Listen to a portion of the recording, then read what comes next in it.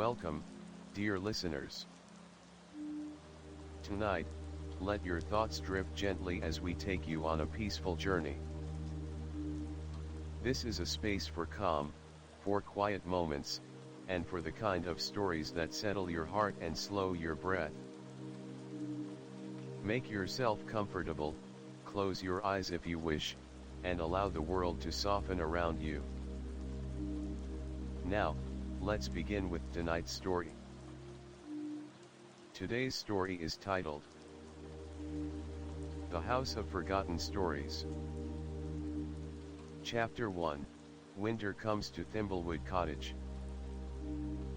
In the far northern reach of the ancient forest, where the trees stood tall like solemn guardians and snow blanketed the earth in whispering silence, there sat a modest home known as Thimblewood Cottage. It was not a grand house, nor was it particularly well crafted. The roof was patched with bark and pine needles, and the wooden walls creaked with every breath of wind. But inside, the flicker of firelight painted the walls in warmth, and the scent of broth simmering over the hearth filled the single room with a comfort no palace could match.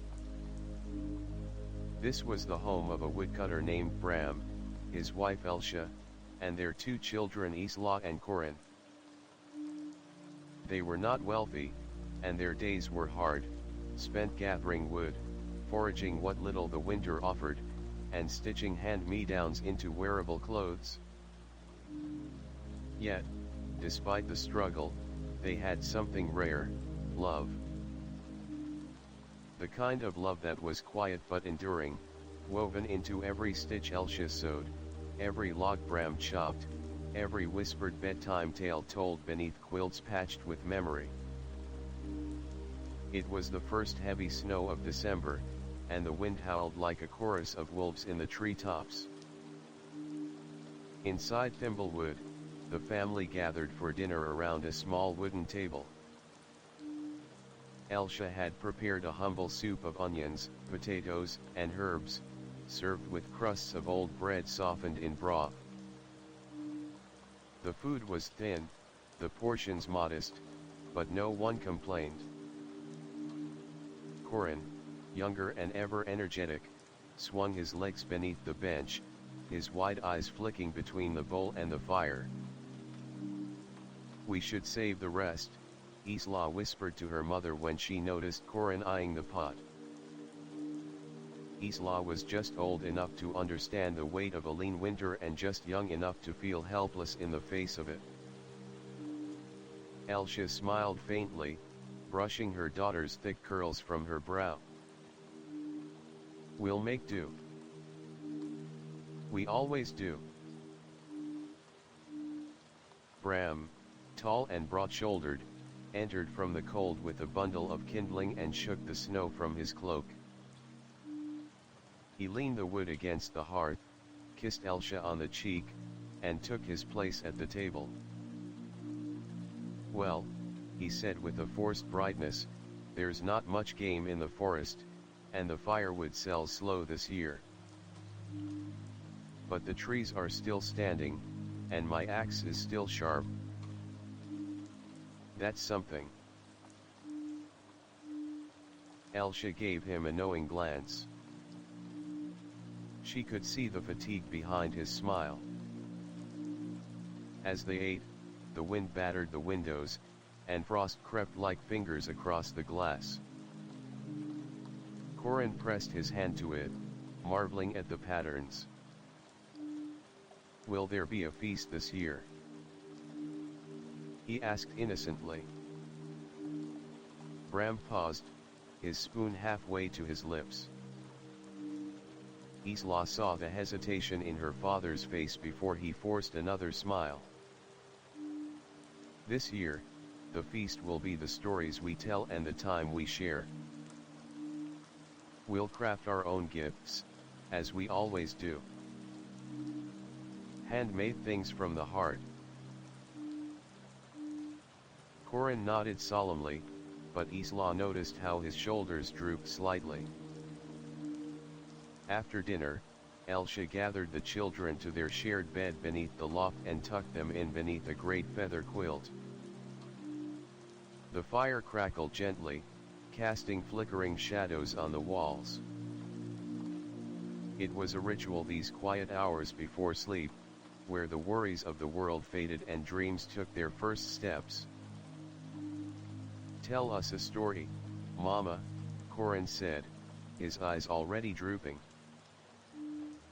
Isla leaned closer to her mother, as she did every night.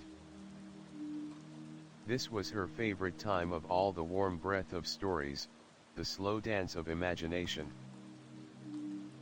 Elsa nodded and sat at the edge of the bed, smoothing her dress. "Have I ever told you the tale of the Snow Witch of Elder Glen?" Corin gasped. "A witch? But not a scary one," Elsa said, her voice soft as snowfall. "She was no crone in the woods. She was wise, kind, and made entirely of winter magic. Her name was Lysandra, and she lived alone in a cottage hidden deep in the snow-covered glade where the trees grow in perfect circles, and the snow never melts." Isla's eyes gleamed. Was she real? Elsa gave her a mysterious smile. "My grandmother told me she once met Lysandra herself. Long ago, on a winter's night much like this one. She had wandered too far from home while gathering fireberries and lost her way. Outside, the wind sighed through the trees, almost as if it, too, was listening." Elsa continued, "The forest grew darker, and shadows stretched long across the snow. But just as she feared she'd be trapped forever, she saw a plume of smoke curling up into the moonlight, and the scent of something sweet on the wind. She followed it, and there, nestled between snow-laden pines, was a house built of gingerbread and glazed sugar. A candy house." Corin whispered in awe. "Yes," Elsa said, her voice barely above a whisper. "And Lysandra stood at the door, wrapped in robes of silver thread, her hair like frost, her eyes like winter stars." "What happened next?" Isla asked, but her voice was already heavy with sleep. "She welcomed my grandmother inside, gave her warm gingerbread and a place by the fire. And when morning came, she summoned a white fox to guide her home." Did it really happen?" Corin asked drowsily. Elsa brushed a hand over his brow. "That's for you to decide, little one. But sometimes, the forest keeps secrets. And sometimes, it gives gifts." As the children drifted into sleep, Elsa watched them quietly, her heart a mixture of hope and worry. The days ahead would be hard. But the forest was vast, and who knew what wonders or trials it might still hold. Outside, the snow continued to fall, cloaking Thimblewood in silence. And in the distance, far beyond the reach of firelight and memory, a soft glow flickered deep within the woods like the light of a lantern, or the shimmer of sugar on a rooftop. Chapter 2, Whispers Beneath the Snow. Morning in Thimblewood arrived quietly, as if the forest itself had tucked the world in beneath a downy blanket. The air was crisp and silent, broken only by the occasional creak of the cottage roof as it groaned under the weight of fresh snow. A pale blue light filtered through the frost-covered windows, casting an icy glow across the wooden floor. Corin was the first to stir, his breath puffing in the cold air like a tiny dragon's smoke. He peeked over the edge of the bed and nudged Isla, who was curled into herself like a hibernating fox. "Wake up," he whispered. "The snow's thicker today. Let's build the biggest snow beast ever." Isla groaned but sat up slowly, brushing sleep from her eyes. "You mean a snowman?" "No," Corin said solemnly, "a snow beast. With antlers. And maybe wings." Elsha was already stoking the hearth fire when they tiptoed into the main room. The flames were reluctant, but under her practiced hand, they sparked to life and bathed the cottage in a soft orange warmth. Bram was gone off before dawn to split more logs and search for kindling beneath the trees. "Bundle up," Elsha said without turning. "And stay close. No chasing shadows." The children layered woolen scarves and mittens, their boots heavy with patched leather and straw insulation. When they opened the door, the cold struck them like a living thing, bold and biting, but the world outside was nothing short of enchanted. Trees sagged with icicles like silver swords, and the snow reflected the rising sun like a field of crushed diamonds. They spent the morning sculpting snow into strange creatures, a long-bodied beast with stick antlers and a dozen pine cones for eyes, a lumpy bird with outstretched wings made of evergreen boughs. They laughed, threw snowballs, and made snow angels that overlapped into a constellation of winged children.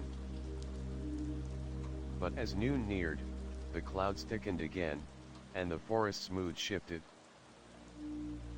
The light dimmed, shadows lengthened, and the air grew heavy quiet, but not the peaceful kind. Isla, brushing snow from her mittens, noticed something odd. "Where's the cottage?" she asked, spinning in place. Corin looked up, confused. "It's right." But it wasn't.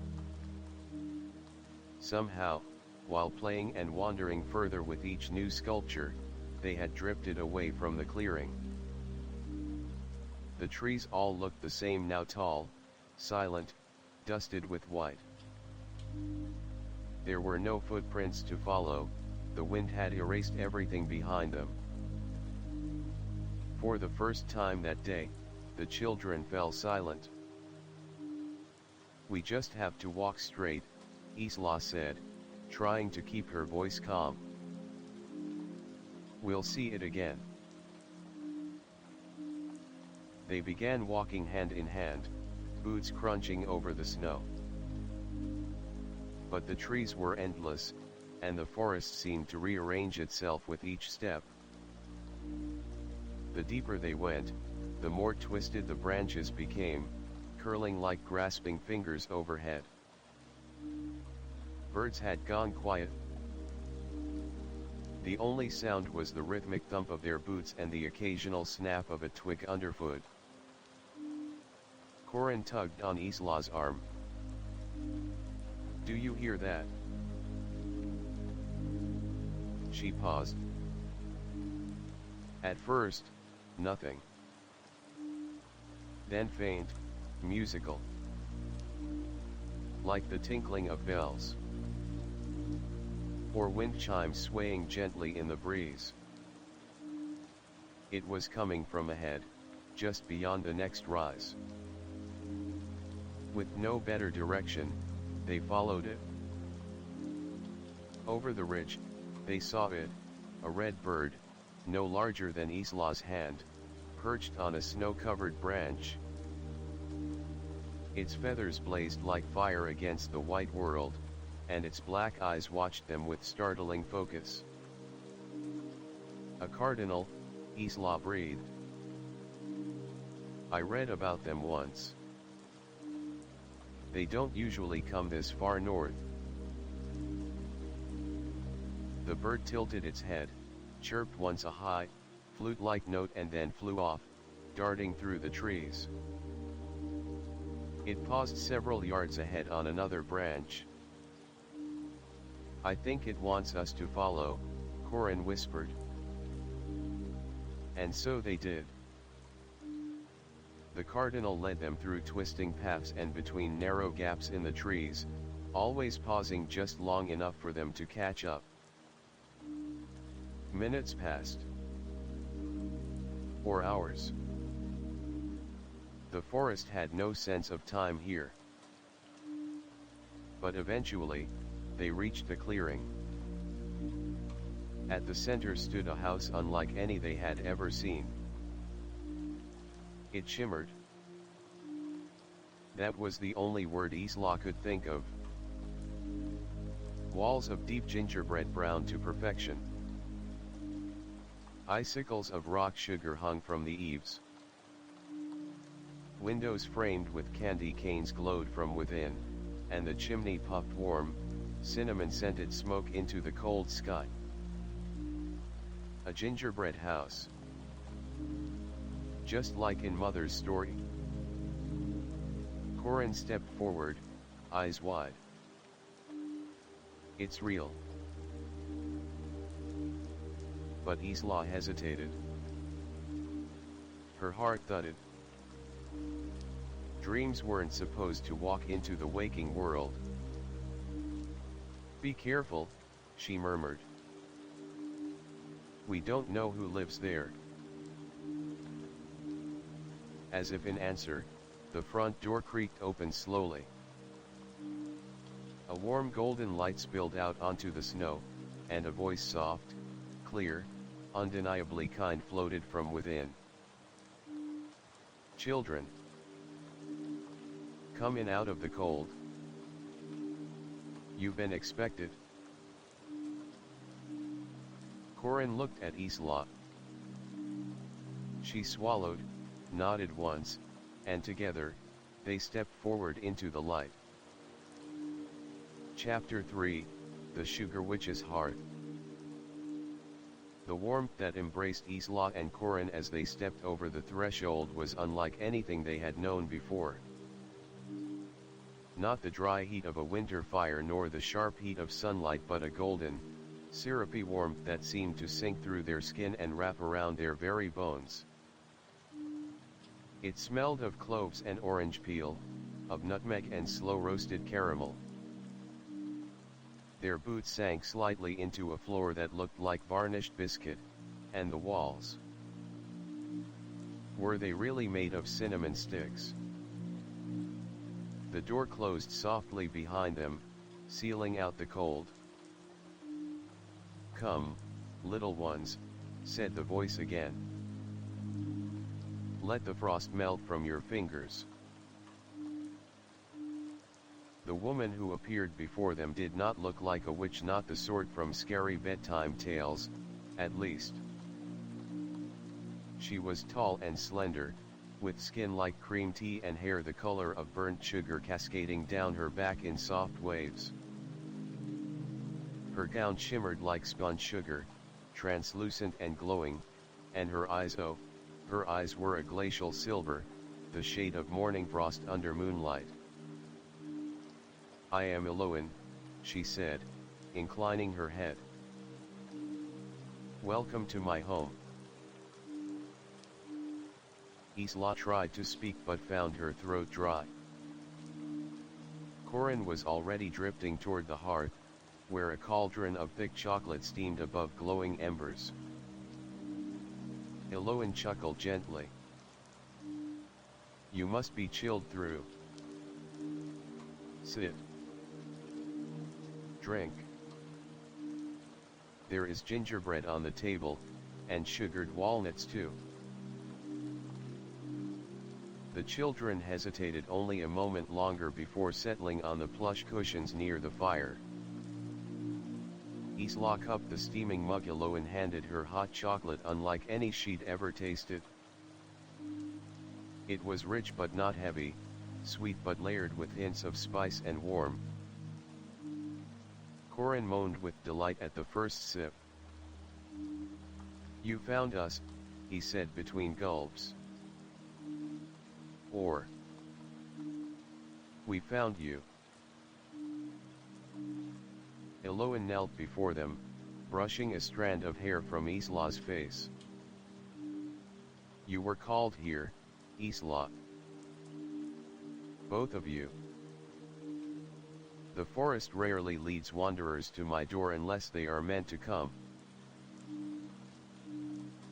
But how did you know our names?" Isla asked quietly. Eloin smiled. "This cottage is older than the forest itself. It listens. It remembers. And it speaks to me, when the time is right." Corin looked around in wonder. "Is the whole house really made of candy? Would you like to see?" Eloin asked, her silver eyes twinkling. And thus began the tour. She led them through winding hallways lined with honeycomb tiles that crunched delightfully underfoot. The walls changed colors with their steps from vanilla to violet, from pink lemonade to rich mahogany. They passed rooms with sugar glass windows that looked out into impossible views, candy cane groves, peppermint fountains, even what appeared to be a jelly bean orchard under starlight skies. "This is magic," Isla whispered, her voice hushed by awe. "Yes," Eloin said simply. "But not the kind you're thinking of. Not spells or sorcery. This house is born of old magic, the kind that is woven from kindness, sweetness, and memory. The kind that stays hidden unless it is needed." They returned to the main hall, where a long wooden table waited. Eloin clapped her hands gently, and ingredients began floating from cupboards and shelves: molasses, powdered sugar, candied rose petals, crushed almonds, violet extract, cinnamon bark. "Would you like to help?" she asked. Corin's eyes nearly exploded with excitement. "Help make candy?" "Indeed," Eloin replied. "I must finish my winter batch before the frost moon. And I could use 2 small, clever hands and 2 bigger, wiser ones." "Bigger?" Isla asked, glancing at her own small hands. "You carry more wisdom than you know, child," Eloin said, smiling. And so the work began. Eloin taught them to fold caramel into perfect golden ribbons, to pour melted sugar over pine nuts and dried cranberries, to roll balls of hazelnut cream in cocoa dust. Each recipe required not just precision, but patience. Each stir, a breath; each pour, a heartbeat. The kitchen, warm and bright, felt like another world entirely, removed from hunger or fear or frost. Time passed strangely there. Sometimes the windows showed daytime, sometimes snowstorms, sometimes clear starlight. The children lost track of hours, and for once, they didn't care. Their bellies were full, their hands busy, their hearts light. But amidst the joy, Isla could not help but wonder. Why are you alone here, Eloin? She asked softly, as they sculpted gumdrops into star shapes. The sugar witch paused, then slowly wiped her hands on a cloth that smelled faintly of clove. I am not alone, she said gently. The forest is full of voices. The trees, the birds, even the snow speaks, if you know how to listen. But yes, I have not had human guests in a long time. Not since the last children the woods led to me. Were they like us? Corin asked. Eloin turned to gaze into the fireplace. Yes. A brother and a sister. Many, many years ago. They were hungry, frightened. But curious, just as you are. And like you, they held something rare, a seed of light in the dark.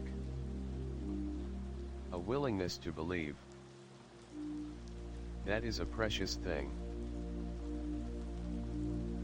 Isla felt something stir in her chest. Not fear. Not quite. Where did they go? She asked. Eloin turned back to her with a wistful smile. When the time was right, I showed them the way home. The silence that followed was warm, but tinged with the strange weight of memory. Later, as they finished decorating a sugared tree with spun glass icicles and orange slice stars, Corin yawned and leaned against Isla's shoulder. You may sleep in the peppermint room, Eloin said with a twinkle. It's warm and safe. And if you wake in the night, don't be alarmed if the gingerbread men hum. They only sing lullabies. The children giggled, but exhaustion pulled them downward. That night, Isla lay awake longer than Corin. The room smelled of mint and cinnamon. The sheets were soft as clouds. But something pressed against her thoughts, a whisper, a shimmer, something in the way Eloin had spoken about time. About children who came before. She turned over and looked at her little brother, who slept peacefully, a smile still on his lips. Outside, the cardinal perched on the window sill, feathers puffed against the cold, watching with bright eyes.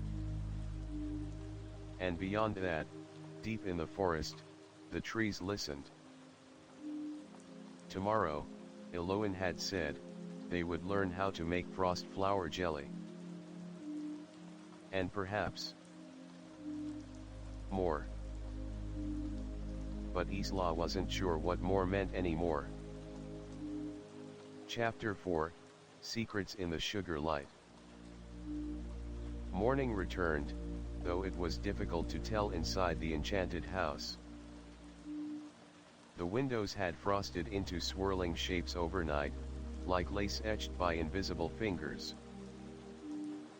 Isla stirred beneath a patchwork quilt stitched with licorice thread and peppermint buttons, blinking up at a ceiling painted with constellations made of rock candy.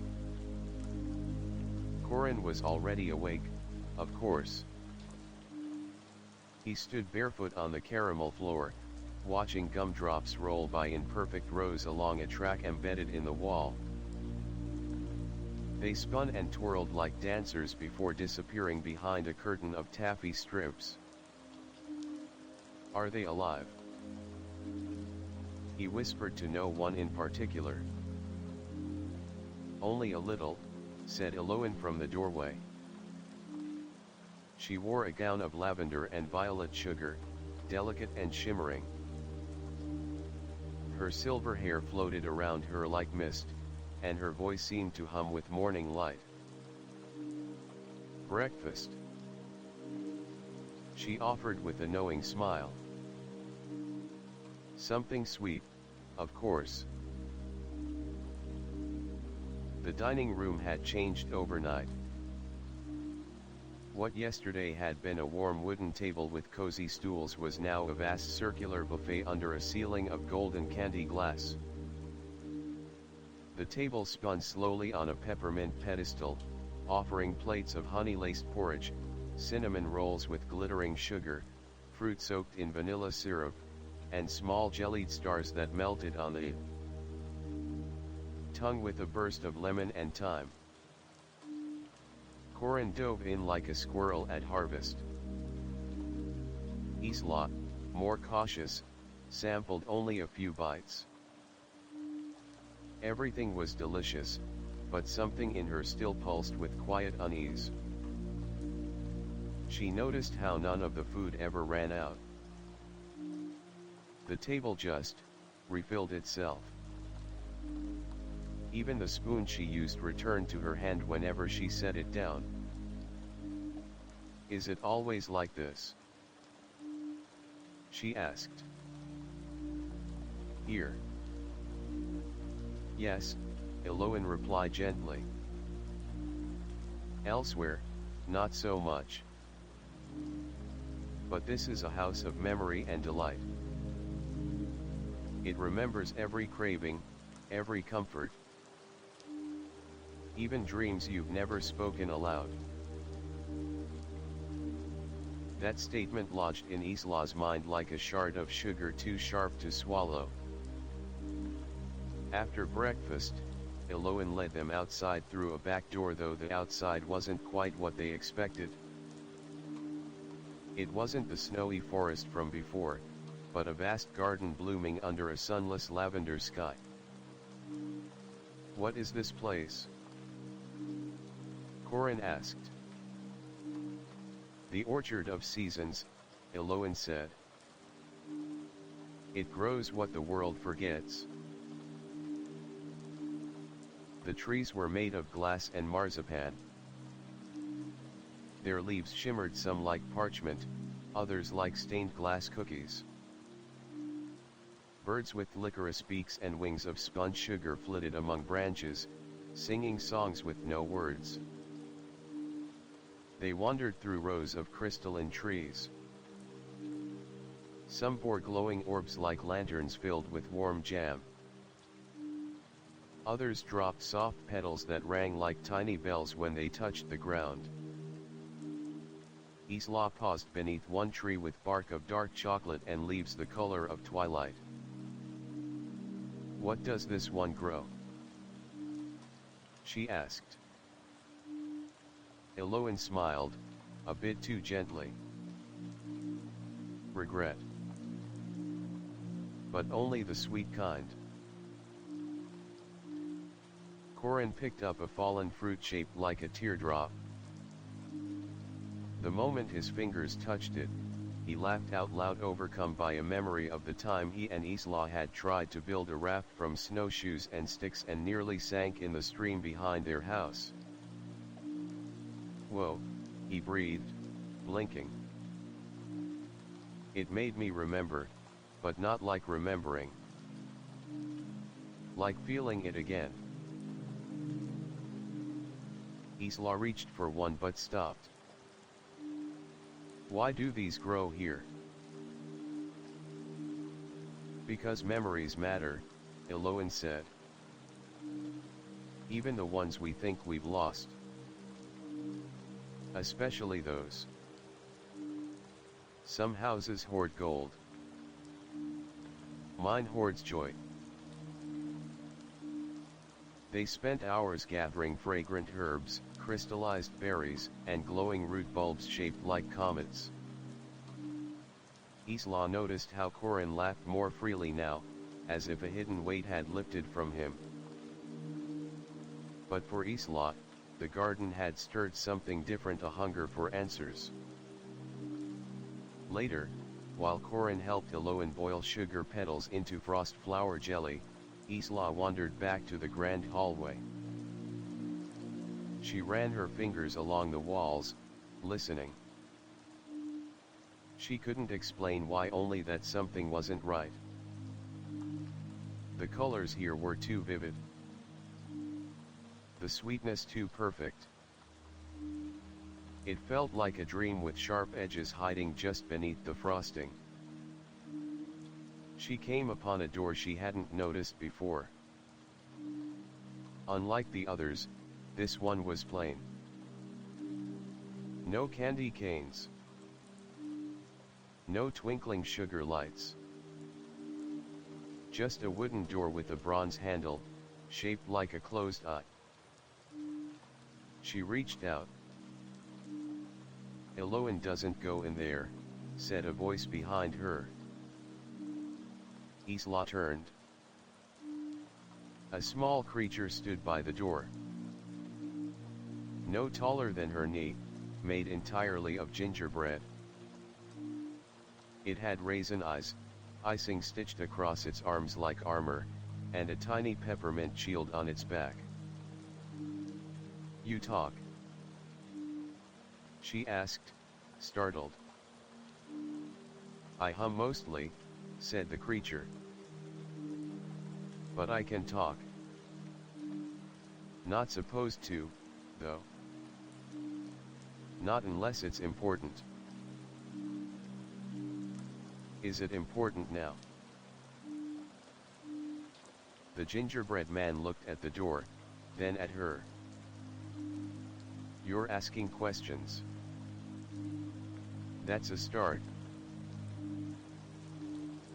"What's inside?"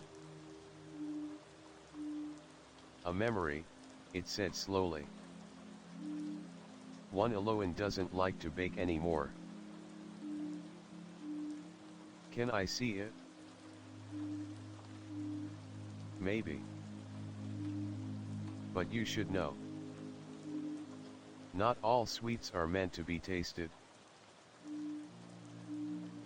Before she could respond, Eloin's voice echoed through the corridor.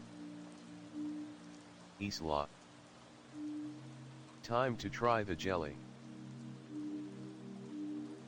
The gingerbread soldier was gone. The door looked dull again. Closed. Still. That night, after a dinner of sugared roots and cloudberry pudding, Isla lay awake once more. Corin was snoring softly. Outside their window, the cardinal returned, but this time, it didn't perch. It hovered. Its wings didn't flap. They shimmered. Like magic trying to hold itself together. She sat up. Somewhere below, in the house of sugar and shadows, something stirred. And in Isla's mind, one quiet thought refused to melt. This house remembers everything. Even the things you wish it didn't. Chapter 5, Whispers of the Forgotten. The next morning dawned without sunlight. Instead, a soft golden hue lit the house from within, as if the walls themselves held the memory of daylight and gave it back gently. Isla woke with a tightness in her chest, the remnants of an uneasy dream she couldn't quite recall, something about melting sugar and the sound of children's laughter echoing too long in empty halls. She rose quietly, not wanting to wake Corin, and padded down the caramel stairs. The house was already awake. Candles glowed along the walls without flame. The air smelled faintly of candied citrus and something smoky or burnt syrup, perhaps. Eloin was already in the kitchen, stirring a large copper pot. Steam rose in curling tendrils, and the scent was strange, neither sweet nor savory, but something old. Earthy. Nostalgic. "Frost flower roots," Eloin said without turning. Rare to find this late in the season. Isla took a seat on a stool dusted with powdered sugar. Is that what we picked yesterday? Eloin nodded. These are special. They grow only where memories are thickest. This batch, this one will keep the house warm through the long night. Long night? Isla asked, frowning. But Eloin didn't answer directly. Instead, she hummed a soft tune, low and winding. It made Isla feel as though she was hearing it from deep underwater. It stirred something in her chest. A memory. A warning. May I ask you something? Isla said finally. Eloin glanced at her. Of course. Have there been other children here before us? Eloin paused. Her spoon stilled in the pot. Yes, she said quietly. Many winters ago. What happened to them?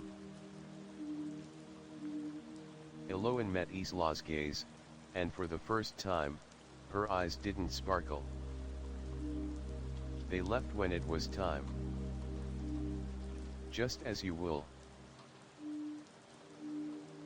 But how did they get home? Isla pressed. A smile returned, but it didn't reach Eloin's eyes.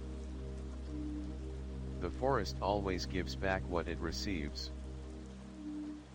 In time. The conversation hung like stale sugar in the air. Before Isla could push further, Corin entered the room, his hair tousled and his cheeks flushed from sleep. I smell jelly, he said cheerfully.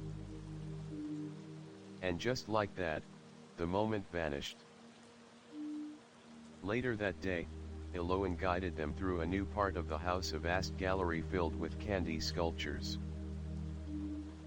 At first, it was wondrous, statues of crystalline lions, birds with gumdrop feathers, unicorns carved from nougat. But then Isla noticed something strange. In a corner stood two figures, children rendered in perfect sugar glass. A boy and a girl, their expressions frozen in mid-laughter. She approached them slowly. They look so real, she whispered. They were my favorites, Eloin said softly behind her. Isla turned, heart skipping. You mean? They inspired many of the house's sweetest rooms, Eloin said, placing a hand on Isla's shoulder. I never forget the ones who bring joy here. Are they gone? Isla asked. Eloin's voice was gentle. No one is ever truly gone in this house. Every crumb, every corner remembers. That night, Isla couldn't sleep. Not just from the lingering weight of the gallery, but because the gingerbread soldier was waiting at her window. He tapped once, politely. Isla slid the window open. You again? I thought you might still be curious, he said, voice crackly like dry leaves. The door's unlocked tonight. What's behind it? She asked. He tilted his head. You won't like the taste. Still, she followed. Creeping down the hall, past the peppermint chandeliers and licorice runners, she arrived at the plain wooden door with the eye-shaped handle. This time, when she touched it, it blinked just once and opened with a sigh. The room beyond was not made of candy. It was stone. Cold. Raw. Stark. A single table stood in the center, and on it, a book leather-bound, etched with looping silver script. She approached it, heart pounding. The title read, "The Ledger of Guests." Her fingers trembled as she opened it.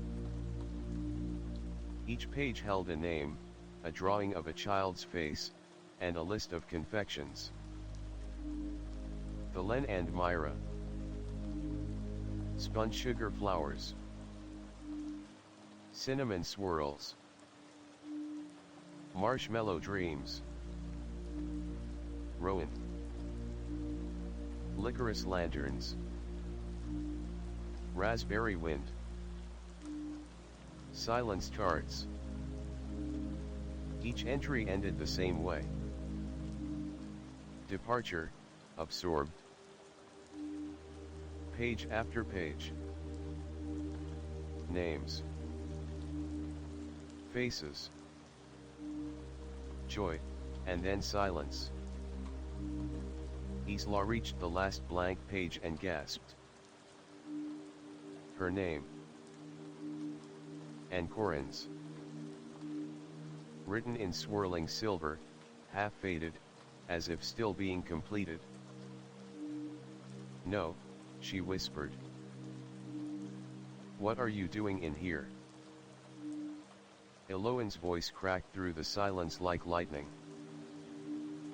Isla spun. Eloan stood in the doorway, her gown wilting around her like melted sugar. Her eyes were no longer silver. They were empty shifting shadows in a glass bowl. "You weren't meant to see this yet," she said. Isla stepped back.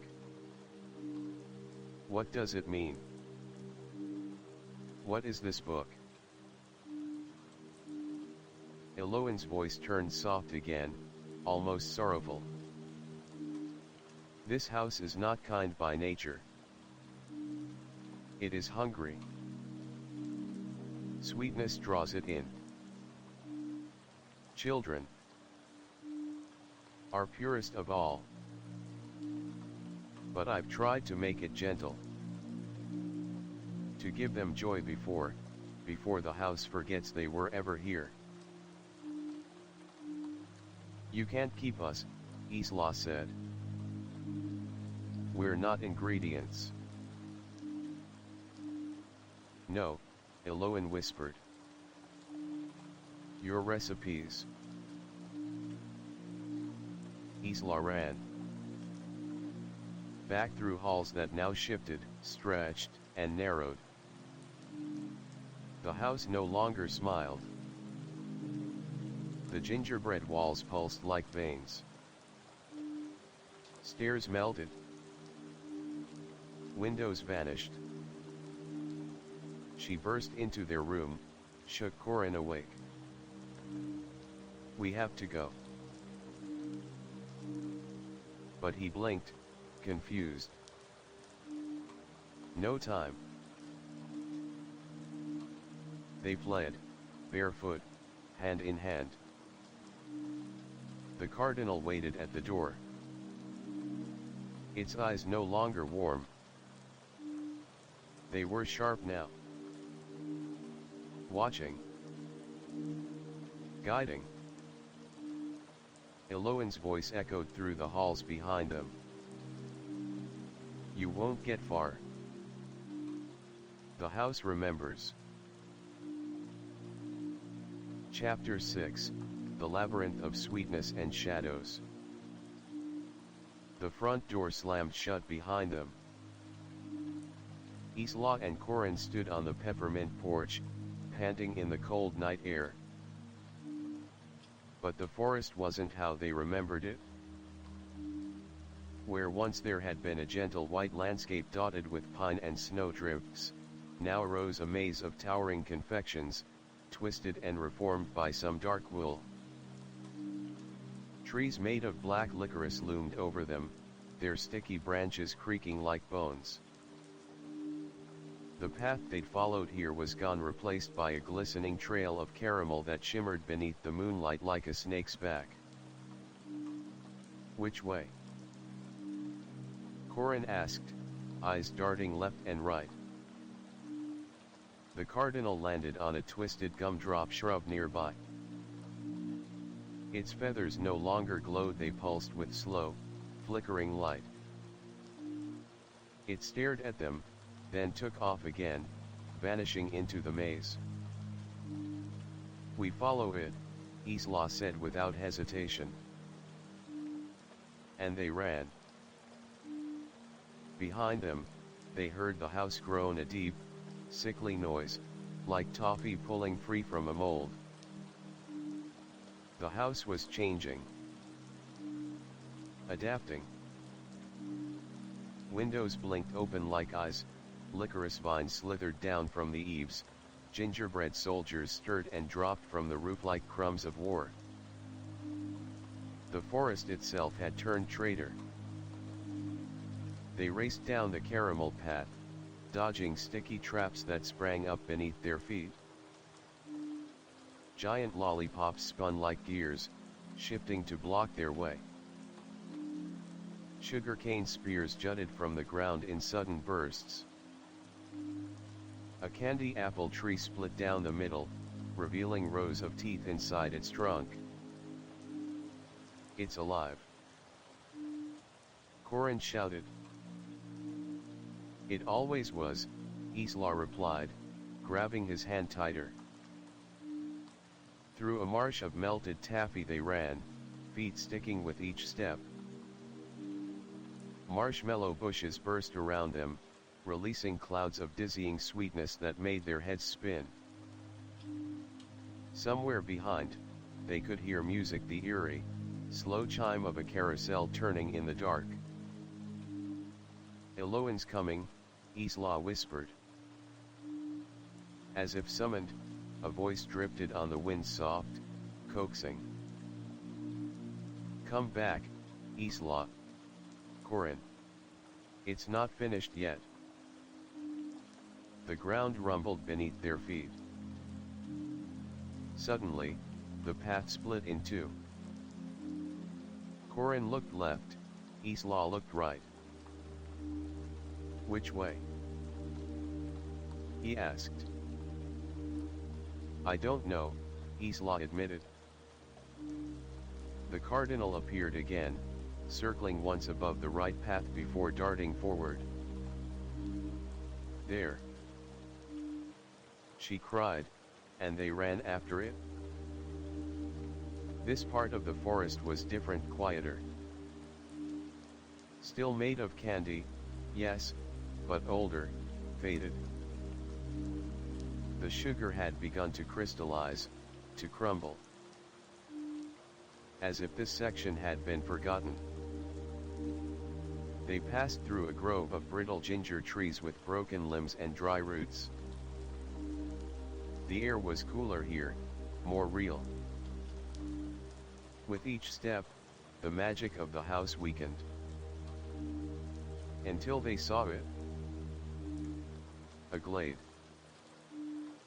At the center, a stone pool of crystal clear water, not made of sugar or trickery.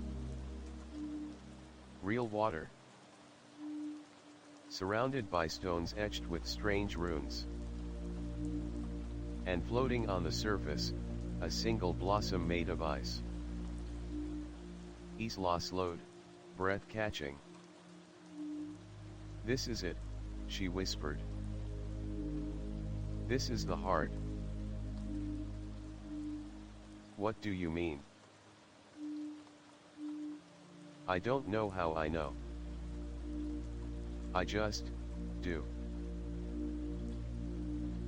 They approached the pool, and as they did, the cardinal landed on one of the stones and began to sing not a bird's song, but something older.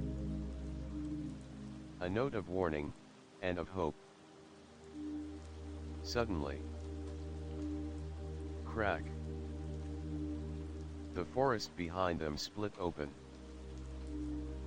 Eloin stepped through the sugar-barked trees, her gown trailing smoke, her hair floating as if underwater. But her face was crumbling. The sugar was melting off, revealing the dark essence beneath, something ancient and hollow, sweet only on the surface. "You've gone too far," she said, her voice now layered like three voices speaking at once. "We're leaving," Isla said, stepping in front of Corin. "You can't," Eloin said, sorrow in her gaze. "You belong now. The house has tasted you. It won't let go." "I don't belong to your house," Isla said through clenched teeth. "And neither does my brother." She stepped into the pool. The water was cold, bitingly cold but real. Grounded. The magic recoiled. Eloin hissed. "No." Isla grabbed the frozen blossom and held it up. "This is the memory the house can't consume, isn't it?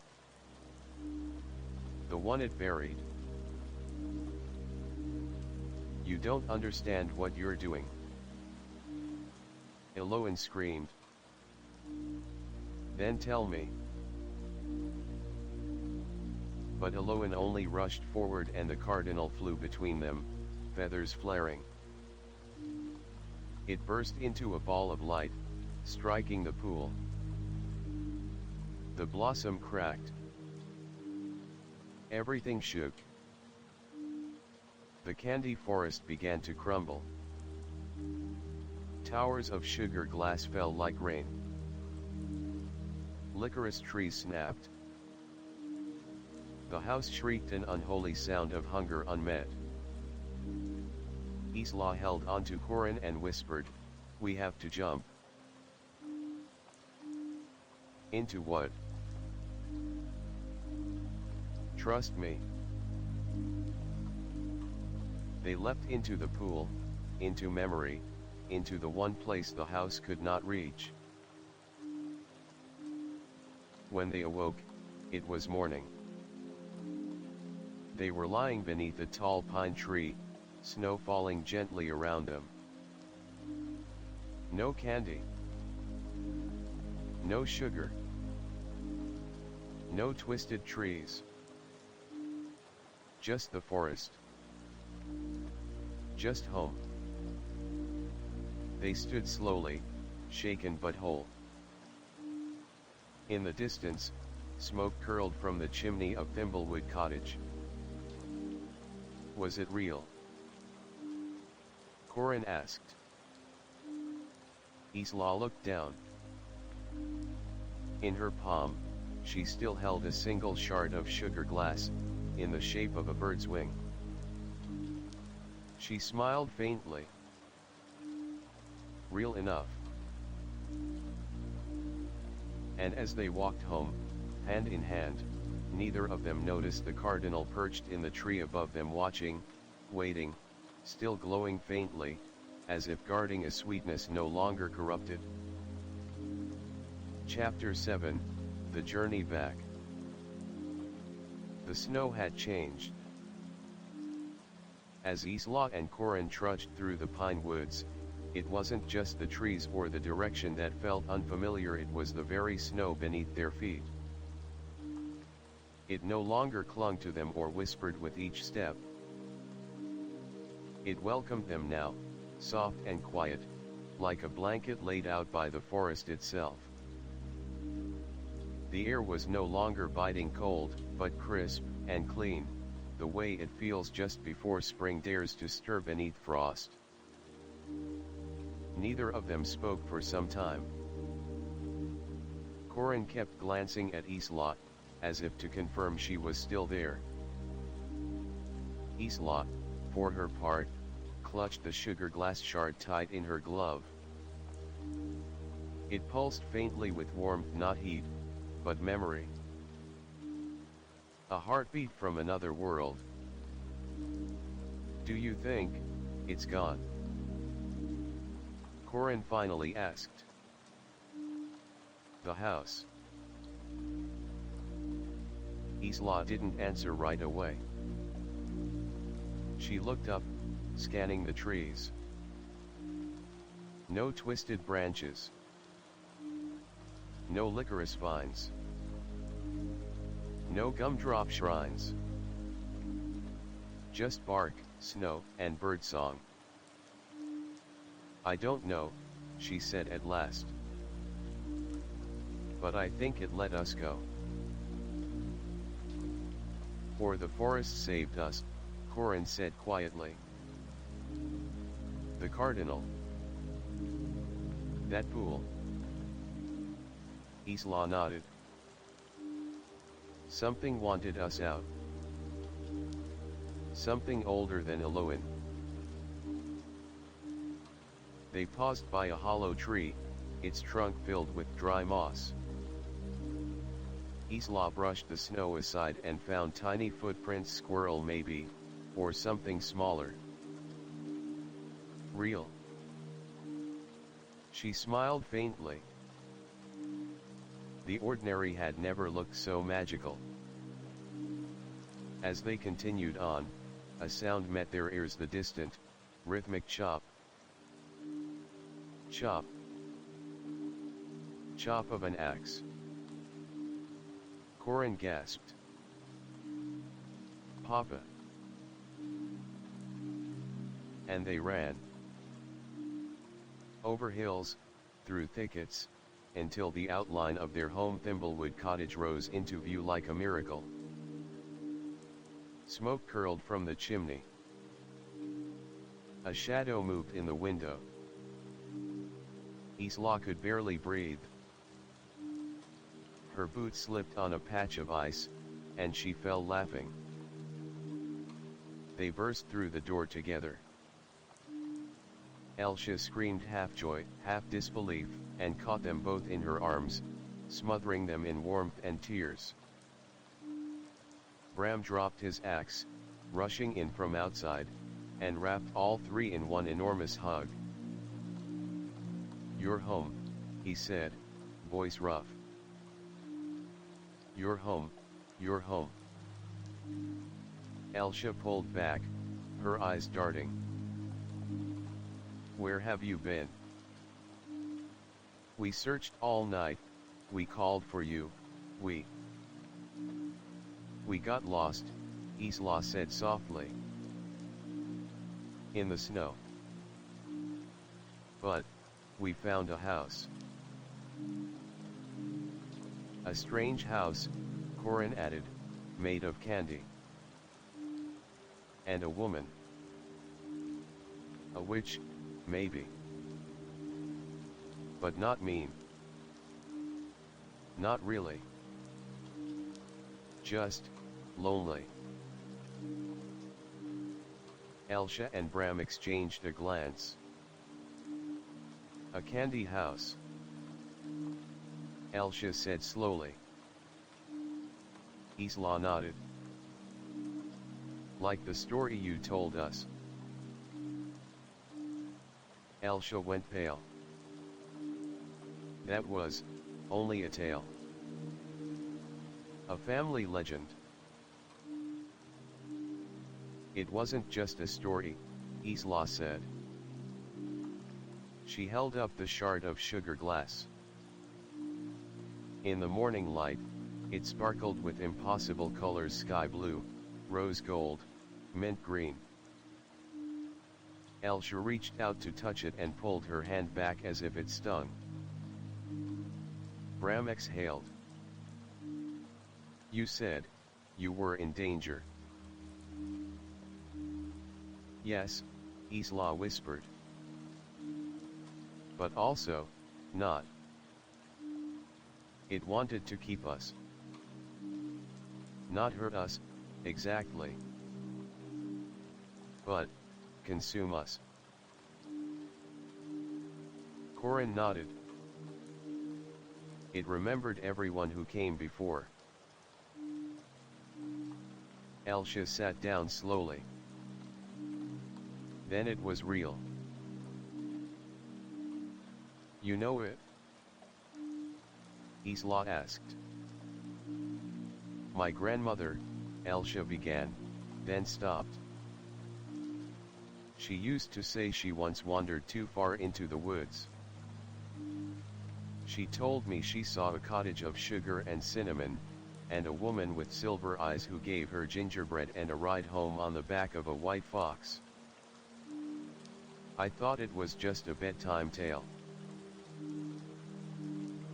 It happened, Isla said.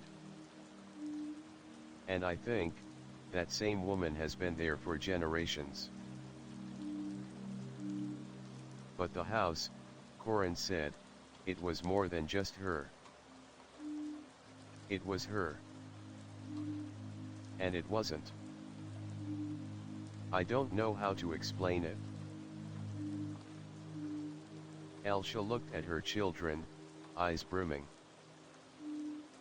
The forest is old. Older than stories. Sometimes it keeps memories in strange ways. That evening, as snow began to fall again, Bram lit every lantern in the cottage. Elsa cooked the heartiest soup they'd had in weeks, filled with root vegetables, barley, and bits of smoked meat saved for a special occasion. There was bread too soft and golden, pulled from the coals, and even a jar of preserved raspberries opened for the first time since last summer. It wasn't a feast of candy. It was better. After dinner, they huddled near the hearth. Corin fell asleep quickly, his head on Elsa's lap. Bram smoked his pipe quietly, staring into the fire. Isla sat beside the window, looking out into the night. And there it was again. The cardinal. It perched on the branch just outside, watching her. She stood and opened the window a crack. Thank you, she whispered. The bird dipped its head once. And for a moment, just a breath, the wind seemed to carry a song. Not a melody, exactly, but the echo of one. A lullaby made of frost and firelight. Then it was gone. Later that night, Isla dreamed. She walked once more through the halls of the candy house, but this time the walls were cracked. The sugar had melted. The licorice vines lay limp and curling. She passed through the kitchen where gumdrops had gone stale, and frosting peeled from the walls. And in the center stood Eloin. Her silver eyes dimmed now, her gown torn and dulled. You took the memory, Eloin said, not with anger but with quiet sorrow.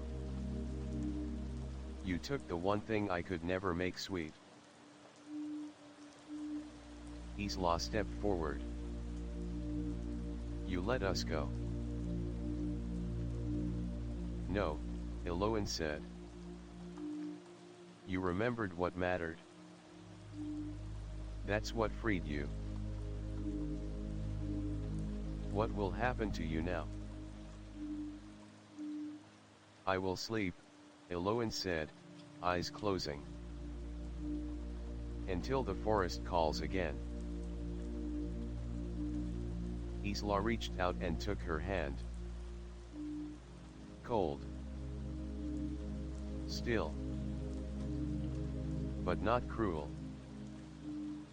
When she woke, Morning light streamed through the frosted windows, and the cottage smelled of porridge and pine. And for the first time in a long while, Isla felt like she was exactly where she belonged. Chapter 8, Echoes in the Snow. The days that followed were the kind of winter days children remembered all their lives. Thimblewood Cottage buzzed with warmth and activity. Bram chopped and stacked firewood with a rhythm steadier than ever. Elsha baked honey bread and dried herbs from the last of the autumn stores. Isla helped mend quilts while Corin tried to carve tiny animals from soft pine bark. The storm that had nearly swallowed the world now seemed a distant thing, softened by laughter and firelight. And yet, Isla could feel something lingering. It wasn't fear, not quite. Nor was it magic in the obvious sense. But in quiet moments when wind whispered through the trees or the cardinal landed briefly on the sill, there was an undeniable hum beneath the surface of things. She caught Corin staring sometimes. Out the window. Toward the trees. He wasn't afraid either. Just listening. One morning, about a week after they had returned, Bram announced that they would finally visit the village for supplies. They hadn't gone into town since autumn, and Isla felt the buzz of excitement return to her chest. "It'll be good to stretch our legs," Elsha said, tying her cloak. "And to see old faces." The snow had melted slightly, enough to clear a path for the cart. The family bundled in wool, wrapped their scarves, and set off down the winding trail from their cabin to the village below. The journey was long but beautiful. Icicles hung from branches like frozen chandeliers. Deer tracks crisscrossed the powdery paths. Small birds darted overhead, chirping sharp, short notes none of them read. Not yet. The village, once they arrived, was exactly as Isla remembered: snow-dusted rooftops, smoke curling from stone chimneys, and townsfolk bustling with scarves and mittens, greeting each other with hands. Half frozen and hearts full. As they passed through the market square, a wooden stall caught Corin's eye. He darted toward it, Isla following. The old woman tending the stall looked up and smiled warmly. "Fancy some winter candy, my dear." Laid out before her were rows of simple treats: peppermint sticks, candied orange peels, sugared almonds. Nothing shimmered. Nothing glowed. And yet Isla felt a jolt in her chest. "These remind me of," she began. But the woman was already nodding. "Of something you've only half remembered. Something sweet. And strange." Isla froze. "How did you?" "Don't worry," the woman said gently. "The forest keeps its secrets. But some of us have tasted them." Corin stepped forward, whispering, "Have you seen the candy house too?" The woman chuckled. "No, little fox. But I once met someone who had. Long ago. A girl named Myra. She vanished one winter, returned weeks later, changed. Quiet. Dreamy-eyed. She never spoke of it, but she always carried a shard of sugar shaped like a star. Isla's heart raced. Myra. That name's in the ledger. What ledger? The woman asked, eyes twinkling. But Isla didn't answer. Instead, she bought 2 sugared almonds, one for her, one for Corin, and took the woman's hand. Thank you. The woman leaned in. If you ever dream of cinnamon skies or marshmallow moons, don't follow them too far. Some sweetness is meant to be left behind. That night, back at the cottage, Isla lay awake again. She thought of the house, of Eloin, of the ledger. The sugar glass shard still rested in a small wooden box under her bed. Sometimes she swore it pulsed faintly with memory. She rose, wrapped herself in a blanket, and crept to the window. Snow was falling again, quietly, gently. And there, on the sill, the cardinal. Back again. Its feathers shimmered faintly, like moonlight reflected through syrup. She opened the window a crack.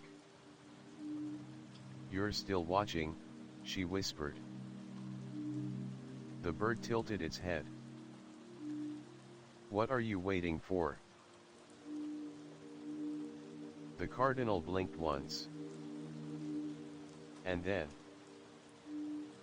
it sang. Not a chirp. A song. A melody Isla had heard only once before, in the heart of the candy house, when the gingerbread men had hummed their lullaby. Only now, it was clearer. Fuller. It wasn't a warning. It was a memory. And a promise. She closed the window slowly, her heart both heavy and light. Then she whispered into the silence. I remember too. Chapter 9, The Sugar Thread Within. Isla began to dream more often. They weren't frightening dreams, nor fully sweet ones, but something in between. Like standing on the edge of a memory she didn't own. Like tasting a song she had never heard. In one dream, she wandered through the gallery again. But the sugar statues were no longer frozen. They moved. They smiled. Children spun in slow dances of light, laughing as their crystallized hands left trails of sugar dust in the air. They whispered her name, not with urgency but with recognition. You came back, one said. You remembered. Another held out a gumdrop flower, bright red. Take it. Leave it where it can bloom. She always woke before she could touch it. Back in the waking world, the snow deepened. Bram and Elsha grew quieter as the wind howled louder through the trees. It was the deepest part of winter now, when even the forest seemed to fall into a hush. The world felt paused. But Isla couldn't pause. Not when every shadow in the cottage stretched like licorice. Not when the scent of cloves sometimes drifted in from nowhere. Not when the sugar glass shard under her bed began to hum softly in the stillness of night. One morning, she couldn't stand it any longer. She rose before dawn, wrapped herself in wool and resolve, and snuck outside. The cold bit at her cheeks, sharp and real, and yet, comforting. She followed her instincts, not the road, not a trail. Just a pull. As though the forest itself had gently reached into her ribcage and taken her heart by the hand. She passed the pine grove where they'd once built snow beasts. The marks were long gone, but she could still see Corin's grinning face if she closed her eyes. Then she came upon it. A tree tall, twisted, its bark burned at the edges, as though it had once been set aflame but never fallen. Beneath it, nestled in its roots, was something strange. A book. Not sugar. Not paper. Wood. She opened it. The pages were blank until she touched them. Then, like frost forming on glass, lines of script unfurled across the page. Not just words. Names. Memories. A living ledger. But not Eloin's. This was older. This was the forest's. She flipped through. Every child who had ever wandered too far. Every adult who had once seen something shimmering in the corner of their eye and dismissed it as fantasy. Names from centuries past. And then, a drawing. Not hers. Not Corin's. Her mother. Young.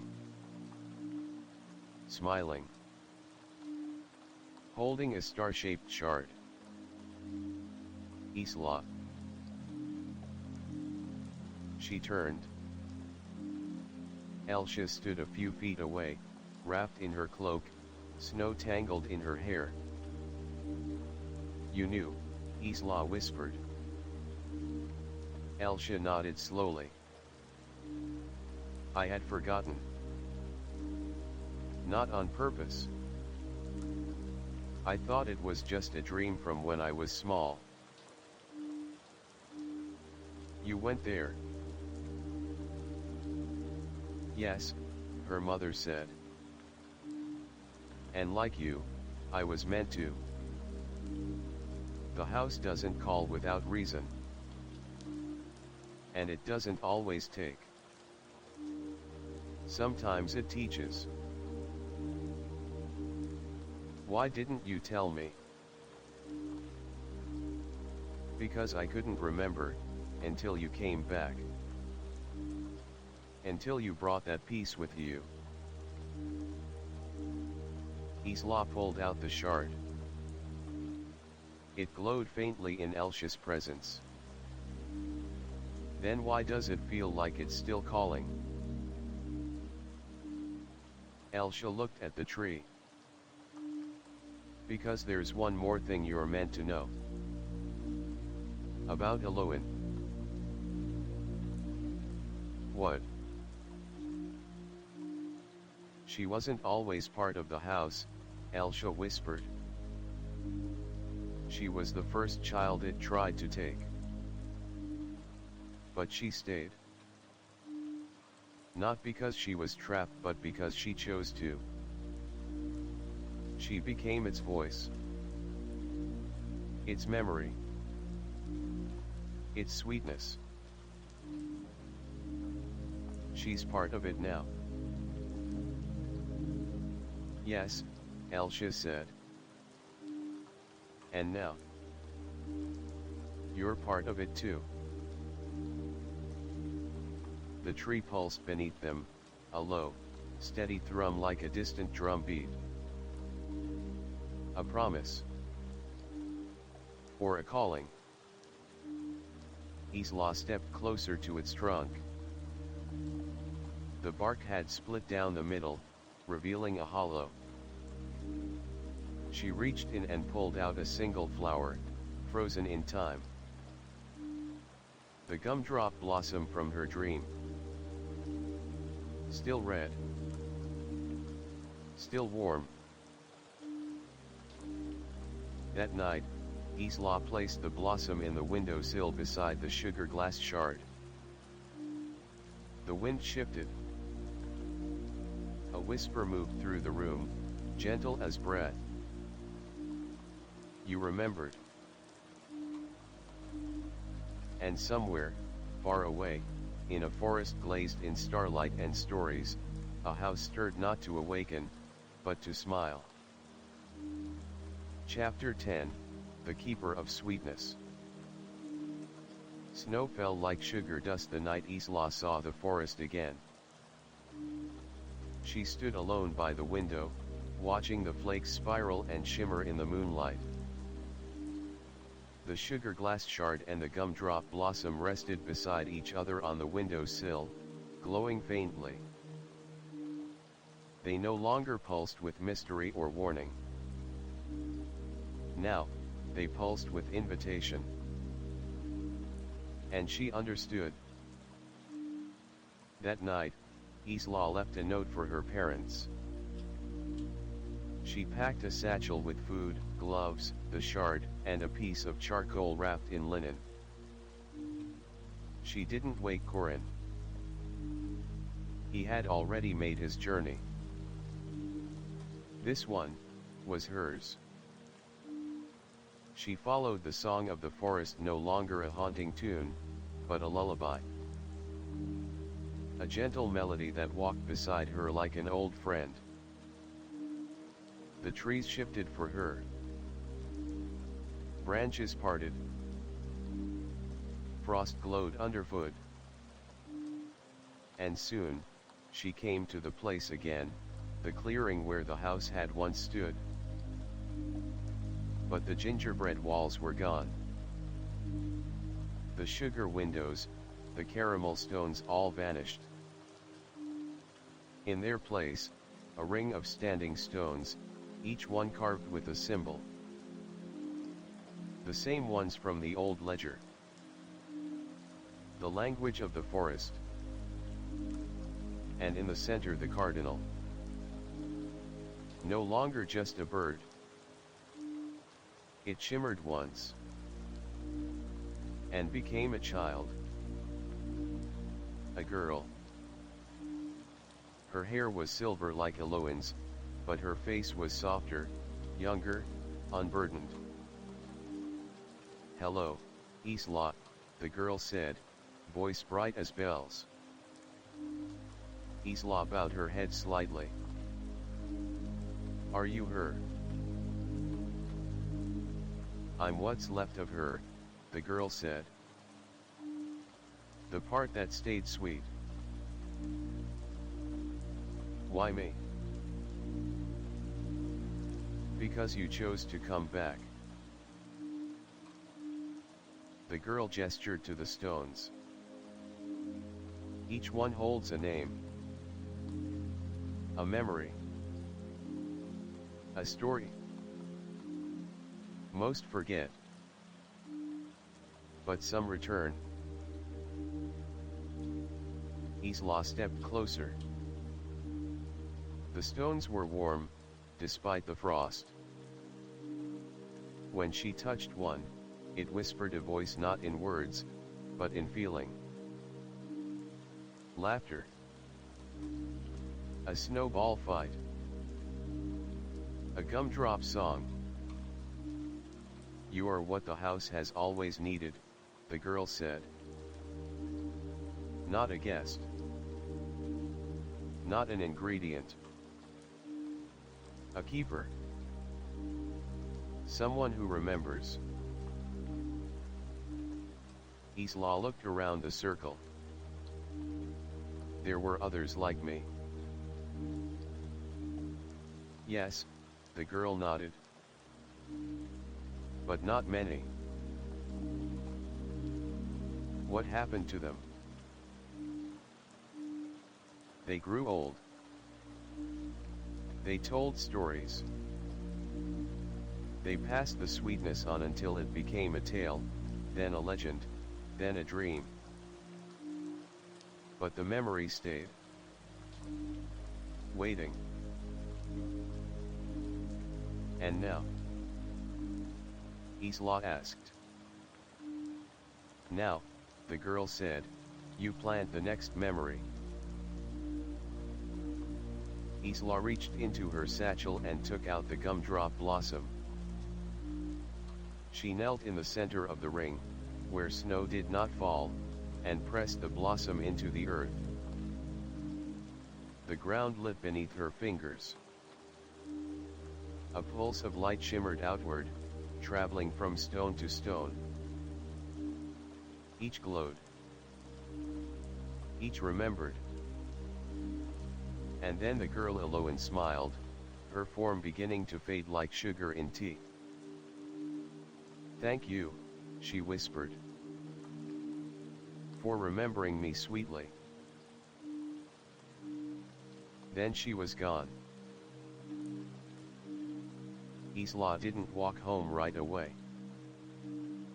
She sat in the clearing until morning, the stones glowing faintly around her like a story being told in silence. She wrote in the charcoal on a scrap of bark. Not words of explanation. Just names. Emotions.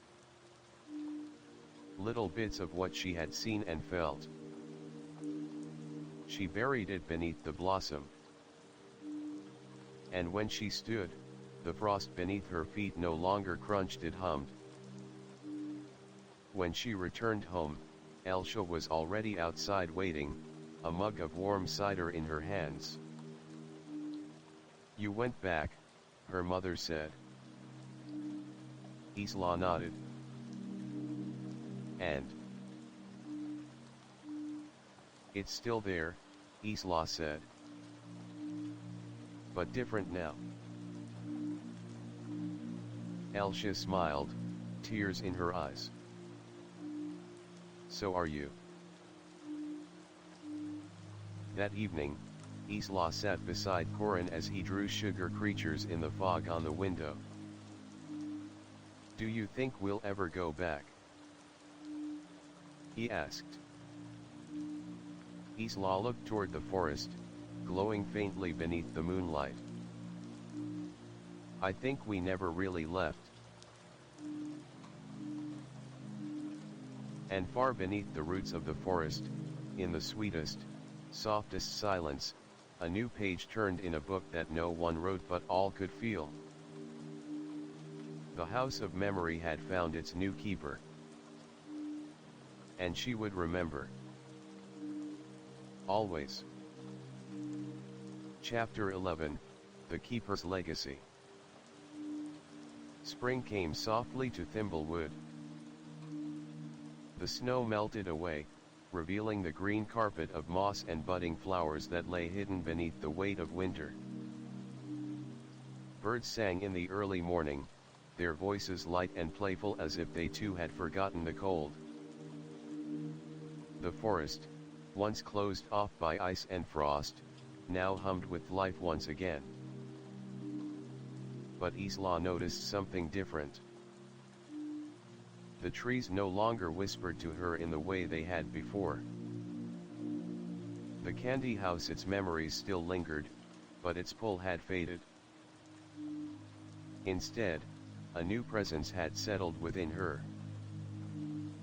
A quiet, steady hum that seemed to follow her, like an echo of something long forgotten.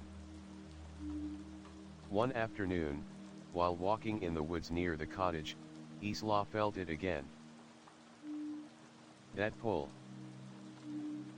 It wasn't a memory this time, it was a calling. She stood still, eyes closed, letting the sound of the forest wash over her. It wasn't the wind. It wasn't the birds. It was something deeper. A soft voice, gentle and distant, whispered her name. Isla. She turned, instinctively following the path ahead of her, deeper into the woods than she had ever gone. The trees seemed to bend toward her, their branches parting to reveal a small clearing she had never seen before. In the center of the clearing stood a young girl, no older than Corin. She had silver hair that shimmered in the sunlight, and her eyes were wide and full of wonder. "Who are you?" Isla asked softly, stepping forward. The girl smiled, her expression full of warmth. "I'm the one who found you." Isla blinked, confused. "I don't understand." "I was waiting for you," the girl said, stepping closer. "The house sent me." Isla's heart skipped a beat. "The house." The girl nodded. "It's been waiting for someone like you. Someone who remembers. Someone who can carry the stories." Isla felt her breath catch. "What do you mean?" "I thought I was the one who was supposed to remember. I thought I was the keeper." The girl's smile softened. "You were. But there's always someone after. Someone to keep the stories alive. The forest doesn't stop. The house doesn't stop." Isla looked at the girl, her chest tight with something she couldn't name. "What happens now?" The girl's eyes glowed with the same soft light Isla had seen in the candy house. "You pass the story on." Isla took a step back, her thoughts a whirl of confusion. "But I don't know if I'm ready." "You're already ready," the girl said, stepping aside. "The forest has chosen. You just need to trust." Isla closed her eyes for a moment, letting the warmth of the girl's presence fill her chest. The memory of the candy house, the memories of Eloin, the snow, the shards of sugar glass, the sweetness, it all rushed back in a wave, as if the house had never left her at all. "I understand," Isla whispered. She reached into her satchel and pulled out the sugar glass shard, the very one that had once hummed with the house's call. It had grown dull over the seasons, but as she held it in her palm, it began to glow again. The light grew brighter, more vibrant, until it illuminated the entire clearing. The girl watched her closely, a knowing smile on her face. "The forest will remember. The house will remember. And you will remember." Isla stepped forward and held out the shard, offering it to the girl. "You're the keeper now," Isla said. "It's your turn." The girl reached out and took the shard in her hands. As she did, the clearing seemed to come alive, the trees swaying, the air shifting as though the earth itself was exhaling. "You've done it," the girl said softly. "You've passed it on." For a moment, Isla felt a weight lift from her shoulders, as if a burden she hadn't known she was carrying had been gently taken away. The forest was still, but the hum remained, a soft pulse beneath the ground. The girl turned, her silver hair trailing behind her like a comet's tail. "Thank you, Isla. The stories will live on." Isla watched her disappear into the woods, the clearing quiet once more. She stood there for a while, taking in the peace that had settled around her. The weight of the candy house, of the memories, had finally faded. The forest would carry them now. And the stories would never be lost. When she returned to the cottage, Corin was waiting for her by the fire, a half-finished drawing in his hand. He looked up as she entered. "You look different," he said, tilting his head. Isla smiled, sitting down beside him. "I think I am." She held out her hand, and in her palm, the sugar glass shard still glowed softly, a beacon of all the stories she would carry. "Do you think it's over?" Corin asked. Isla paused, her fingers tracing the edge of the shard. "I don't think it ever ends." And as they sat together by the fire, with the wind howling softly outside, Isla knew that the stories of the candy house, of Eloin, of the forest would live on. They would live in her, in Corin, in the village, in the trees, in the wind.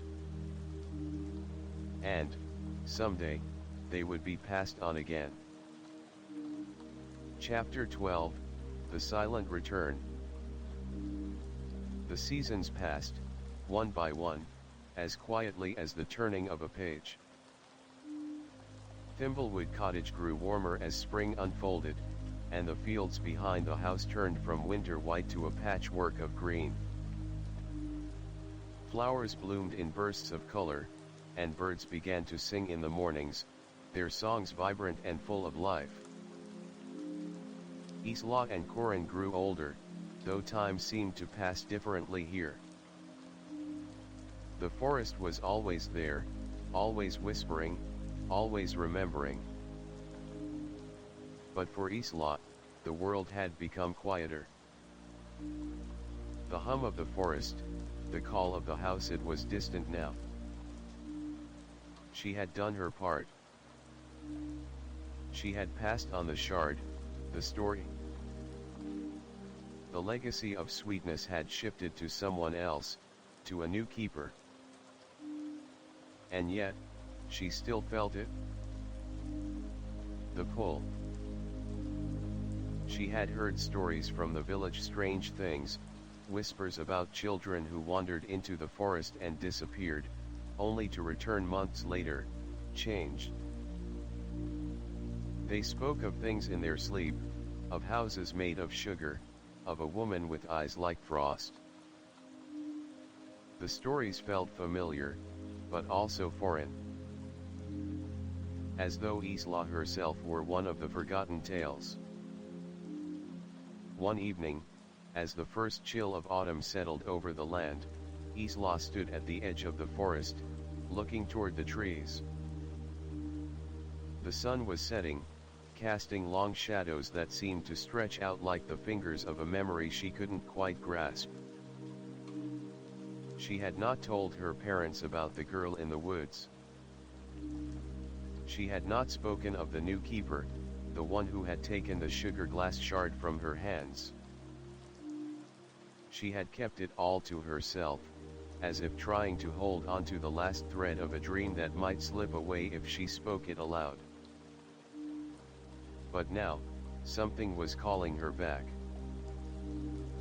She walked into the woods that evening, the path familiar but new, like stepping into a story half remembered. Her feet led her through the thickening trees, past the hollow trunks and the moss-covered stones, until she reached the clearing where the house had once stood. But there was no house this time. The space was empty except for the wind and the whispers of the forest. Isla knelt down and pressed her hand to the earth, the place where she had planted the gumdrop blossom, where the forest had listened and the stories had come alive. She closed her eyes and listened. The sound came again. A soft whisper. A voice. Isla. Her heart skipped. She stood up quickly and spun around. But there was no one there. The forest was silent again. And yet, she knew. She felt it. The house wasn't gone. It was waiting. She took a deep breath and stepped forward, her mind racing with memories of the sweet, the strange, and the bittersweet. The forest shifted around her, the path becoming clearer as she walked deeper. The trees seemed to guide her, leading her towards something she could no longer ignore. And then, there it was. The house. Not a house of candy this time. Not a house of sugar and spice. But a house built of the forest itself. The trees. The stone. The moss. The walls were carved with ancient symbols, worn smooth by time. The door was wide open, as if it had been waiting for her return. Isla stepped inside. The air inside the house was different. Cooler. Fainter. As if the very walls had breathed a sigh of relief at her presence. She walked through the rooms, each one familiar and unfamiliar, like revisiting a dream after years of forgetting it. In the center of the house, on a pedestal of moss and stone, was a single object. A shard of sugar glass. Not the one she had given away. Not the one she had passed on. But hers. The one she had kept hidden. The one she had nearly forgotten. The shard pulsed with light, gentle and inviting. Isla reached out and took it into her hands. And as she did, she understood. The house wasn't just a keeper of memories. It was a keeper of change. Of cycles. Of passing from one story to another, from one generation to the next.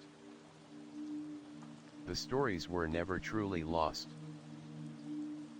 They were always waiting to be passed on again. Her heart swelled with understanding. She wasn't the end of the story. She was only the beginning.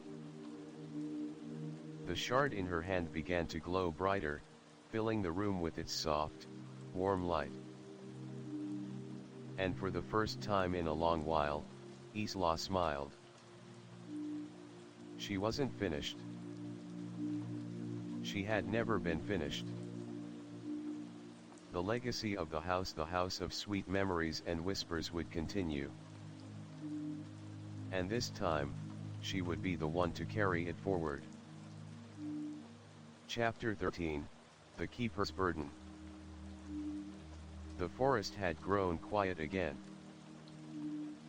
The winds whispered less.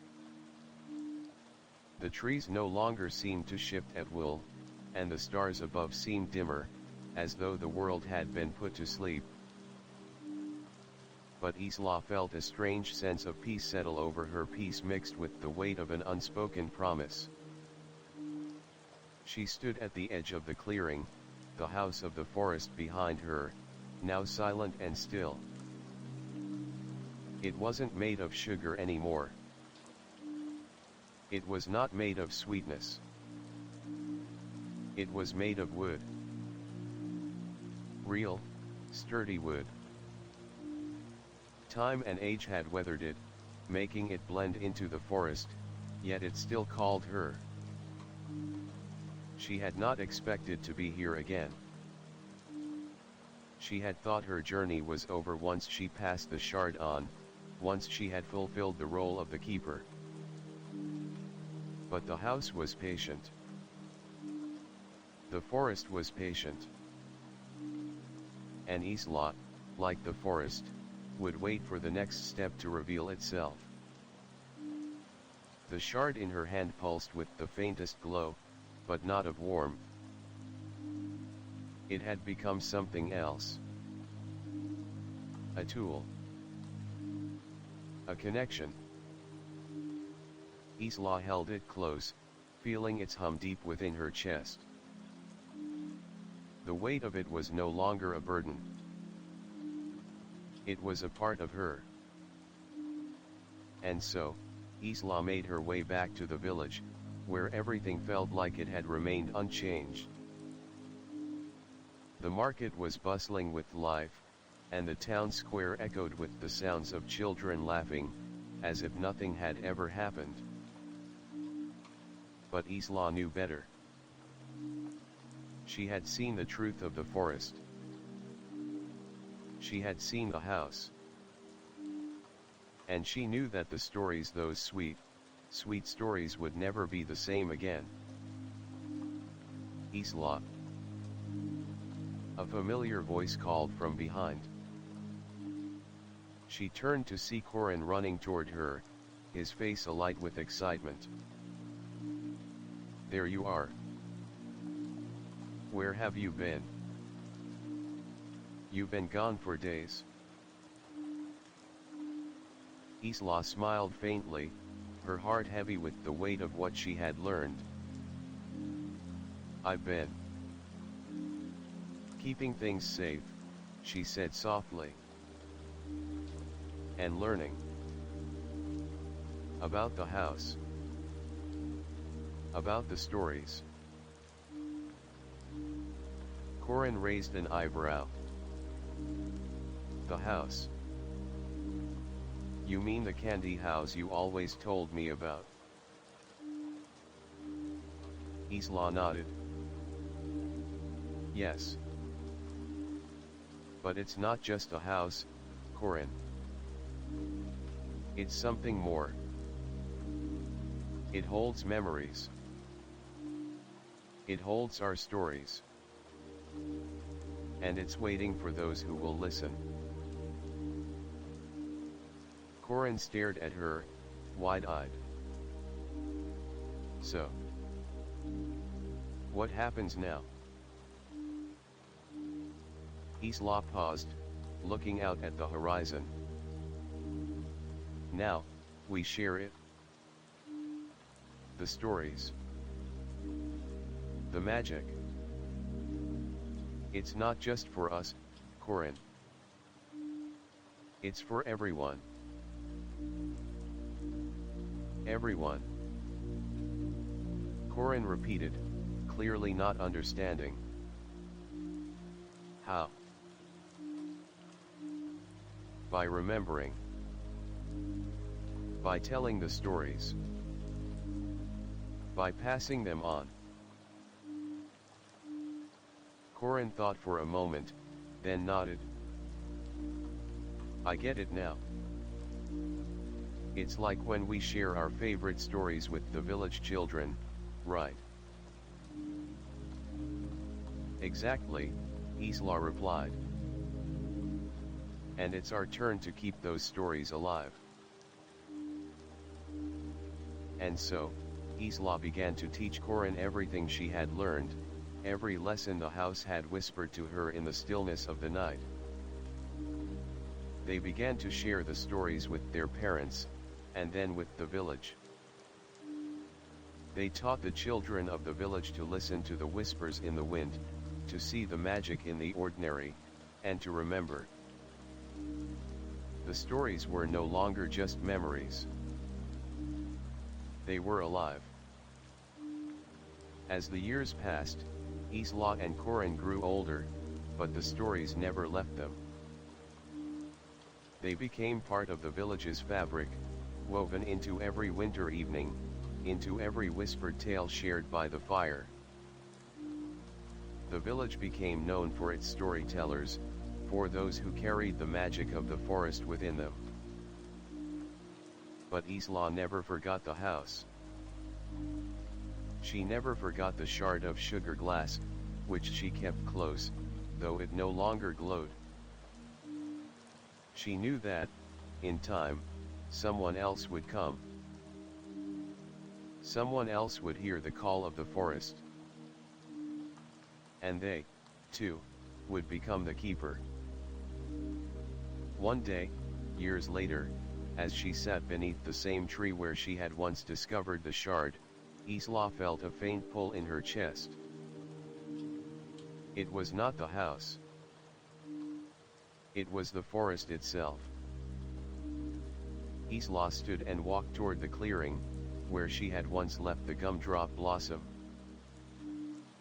The trees parted for her as they always had, but this time, she was not alone. A small figure stood at the edge of the clearing. A girl with silver hair and wide, wondering eyes. The circle had begun again. The forest had chosen. And Isla, now the keeper of stories, stepped aside to make room for the next chapter. Chapter 14, The Keeper's Choice. The years had passed swiftly since the day Isla had stepped aside to welcome the new keeper into the circle. Time had a strange way of moving through Thimblewood now, bending and twisting around the threads of memory. The village still sang with life, but there was always an undercurrent, a soft hum, felt only by those who listened closely. Those who remembered. The house, though no longer visible, had never truly left. It had become a part of the forest, a part of the land itself. Isla often found herself wandering to the edge of the woods, standing there in quiet contemplation. The forest had always been a part of her, an extension of herself, as if it had woven itself into the fibers of her being. And every so often, she would catch a glimpse of something through the trees.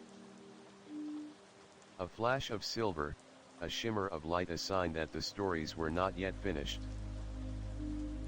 She had passed the shard to the new keeper, a young girl who had shown up at the clearing just as Isla had once done, drawn by the pull of the forest. She had taken the shard with reverence, her eyes wide with understanding, as if she had always known that she was meant to be the one to carry it forward. The forest seemed to approve of the choice. The trees had stood tall in their ancient wisdom, the wind had whispered the stories of old, and the world had continued to turn. But Isla had always known that this was not the end. This was merely another beginning. The girl, now the new keeper, had taken her place in the village. Her name was Illyra, and her silver hair shone like moonlight under the stars. She had started to tell the stories of the house, of the candy walls, of the memories and the magic that had woven themselves into the fabric of the forest. And the children of the village had listened eagerly, their eyes wide with wonder. But there were others who heard the stories too.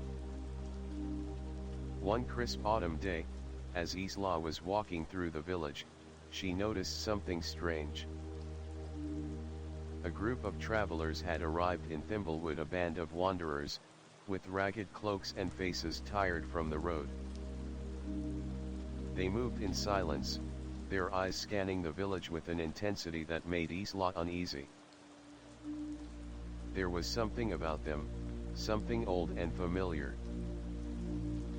They looked like they had walked a long way.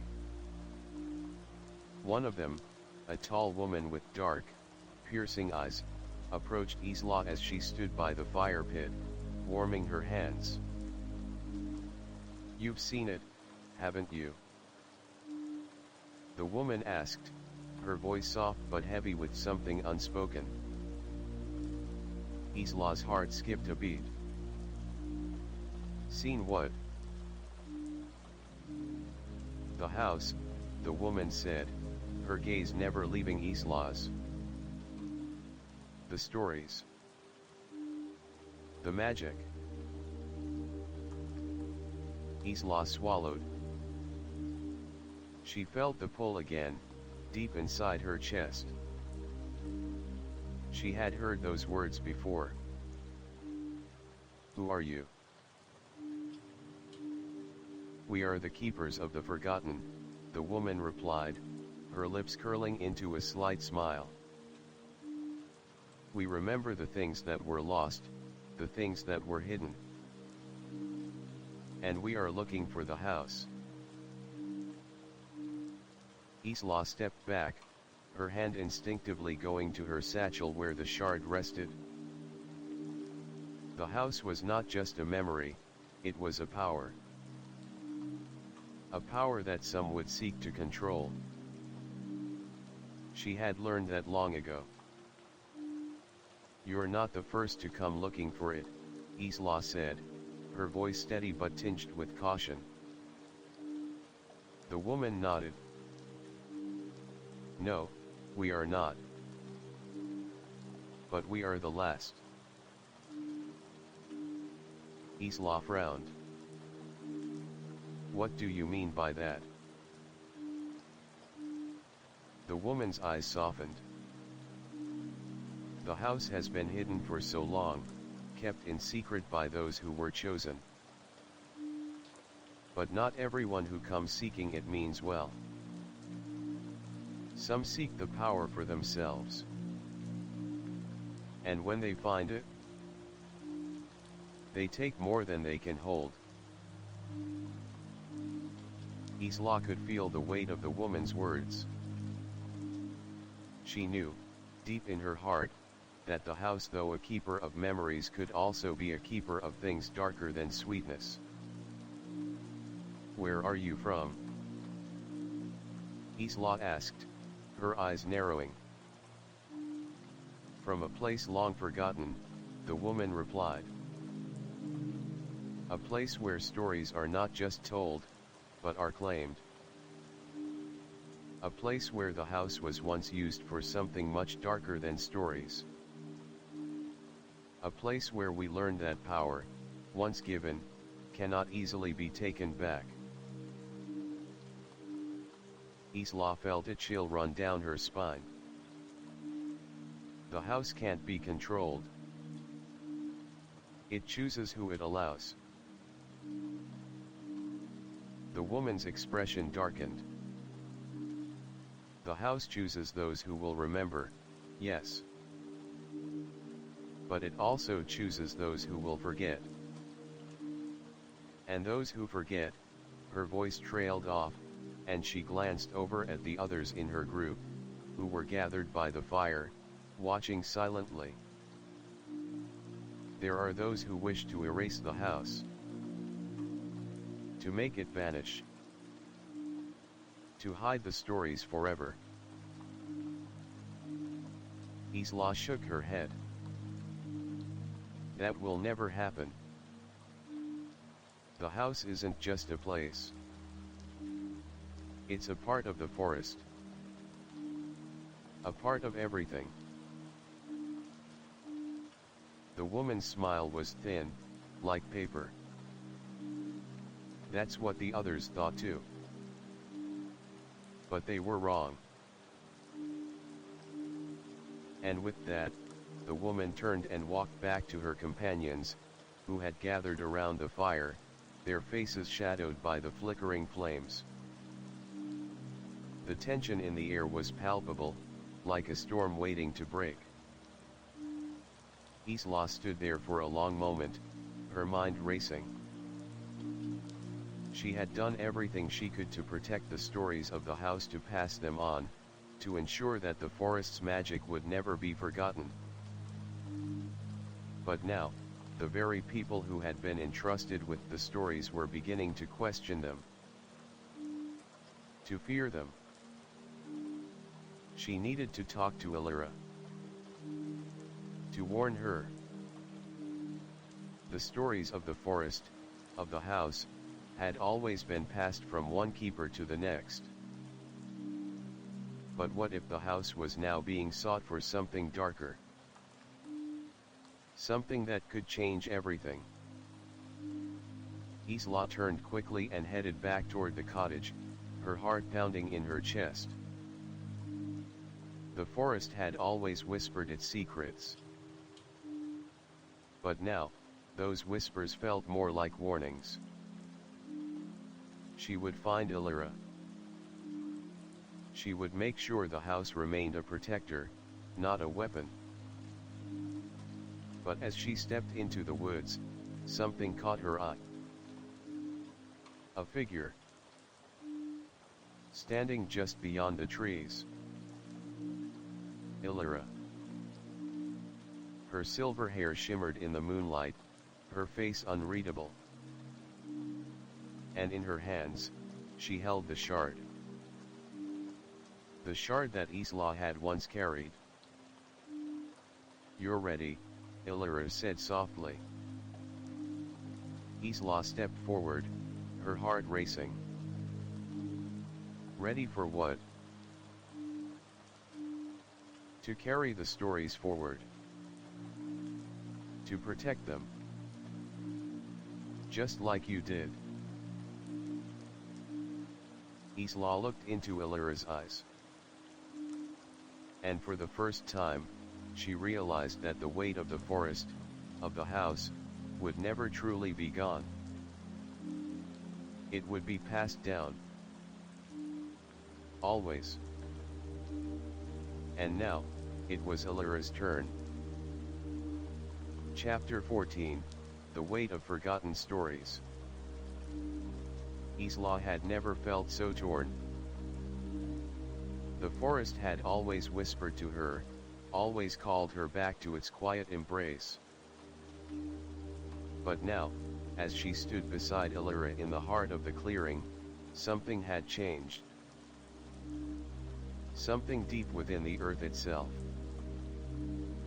The shard in Illyra's hands pulsed gently, like the slow rhythm of a heartbeat, but Isla could feel the weight of it in her chest. The forest, too, had changed. The trees no longer whispered in the same soft, loving tones they once had. Now, their murmurs were filled with a sense of unease, a tension that lingered in the air.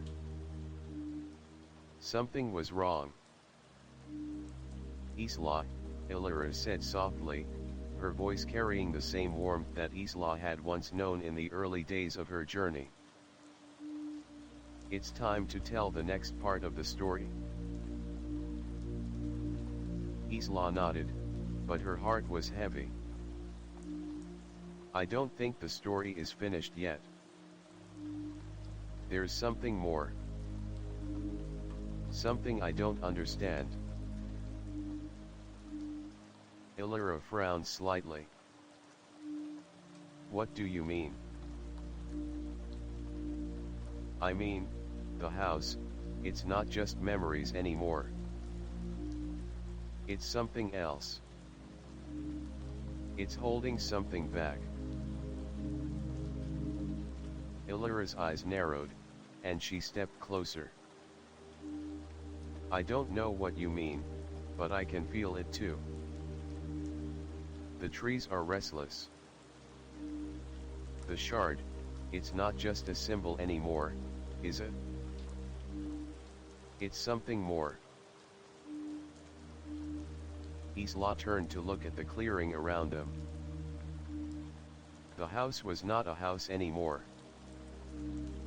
It had transformed into something else, something deeper, something older. The walls were no longer candy-coated, no longer made of sweet things. Now, they were made of stone, moss-covered and gnarled, ancient and untouchable. The air was thick with the smell of damp earth and forgotten memories. This was no longer a place for stories. It was a place for secrets. "I think we're about to uncover something," Isla whispered, her breath coming in shallow gasps. "Something hidden. Something the forest hasn't let anyone see in generations." Illyrio looked at Isla, then turned toward the house. "Do you think it's safe?" Isla hesitated. "I don't know. But we have to try." Together, they moved toward the entrance. The door creaked open as if it had been waiting for them, the stone archway darkened by centuries of forgotten time. They stepped inside, their footsteps echoing in the hollow space. The air was thick with dust, the walls lined with shelves of ancient tomes, relics, and artifacts that Isla had never seen before. There was a strange quietness here, as though time itself had stopped. As they moved deeper into the house, the temperature seemed to drop. Isla shivered, wrapping her arms around herself. There was a strange energy in the air, a crackling force that seemed to pulse with the very heartbeat of the house itself. And then, they found it. A room, hidden away in the farthest corner of the house. The door was made of dark wood, intricately carved with symbols Isla didn't recognize. It was locked, but only by a single thread of sugar glass, glowing faintly in the dim light. Illyrio stepped forward, her eyes scanning the thread. "This is it, isn't it?" Isla nodded. "This is the heart of the house. This is where the stories come from." With a single touch, Illyrio broke the sugar glass thread, and the door opened. Inside was a room unlike any they had ever seen. The walls were lined with mirrors, each one reflecting a different scene. Some were familiar memories of the forest, of the village, of the children who had once lived here. But others were strange. A swirling storm. A blackened sky. A dark shape moving through the trees. In the center of the room, on a pedestal of marble, rested a book. The book was bound in black leather, its pages yellowed with age. The title was embossed in gold, but the words were in a language Isla didn't recognize. She reached out to touch it, but Illyrio stopped her. "We shouldn't touch it," Illyrio said, her voice trembling. "There's something about it?" Isla nodded, but she couldn't look away from the book. There was something familiar about it, something that tugged at her soul. She felt as if it had been calling to her, waiting for her to find it. "We need to know what it is," Isla said softly. "This is what the house has been hiding." They approached the pedestal together, their hands trembling as they reached for the book. The moment they touched it, the house seemed to shudder. The walls rattled. The mirrors twisted, their reflections warping and changing. The floor beneath them cracked open, revealing a deep chasm of darkness. Isla! Illyra cried, pulling back. What have we done? But it was too late. The book flared to life, its pages turning by themselves, its words glowing in the air around them. Isla felt a strange pull toward it, a force she couldn't resist. She reached out again, her fingers brushing the pages. And then, everything changed.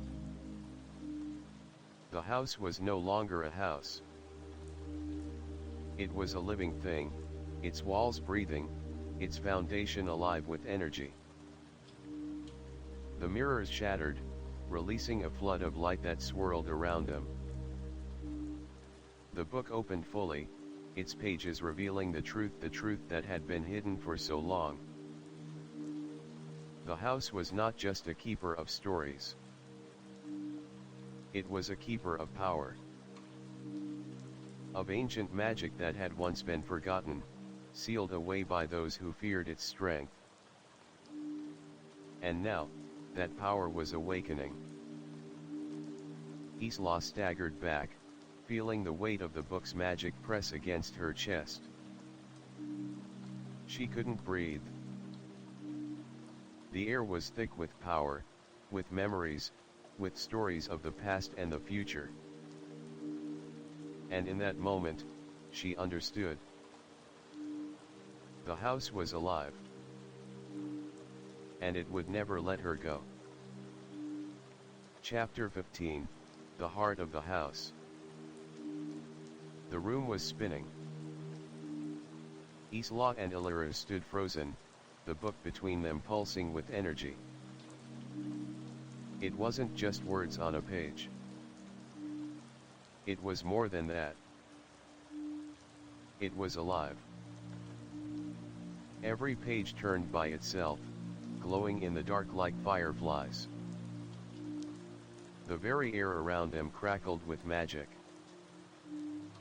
The floor beneath them shifted, as if the house itself was waking, stretching after a long, deep sleep.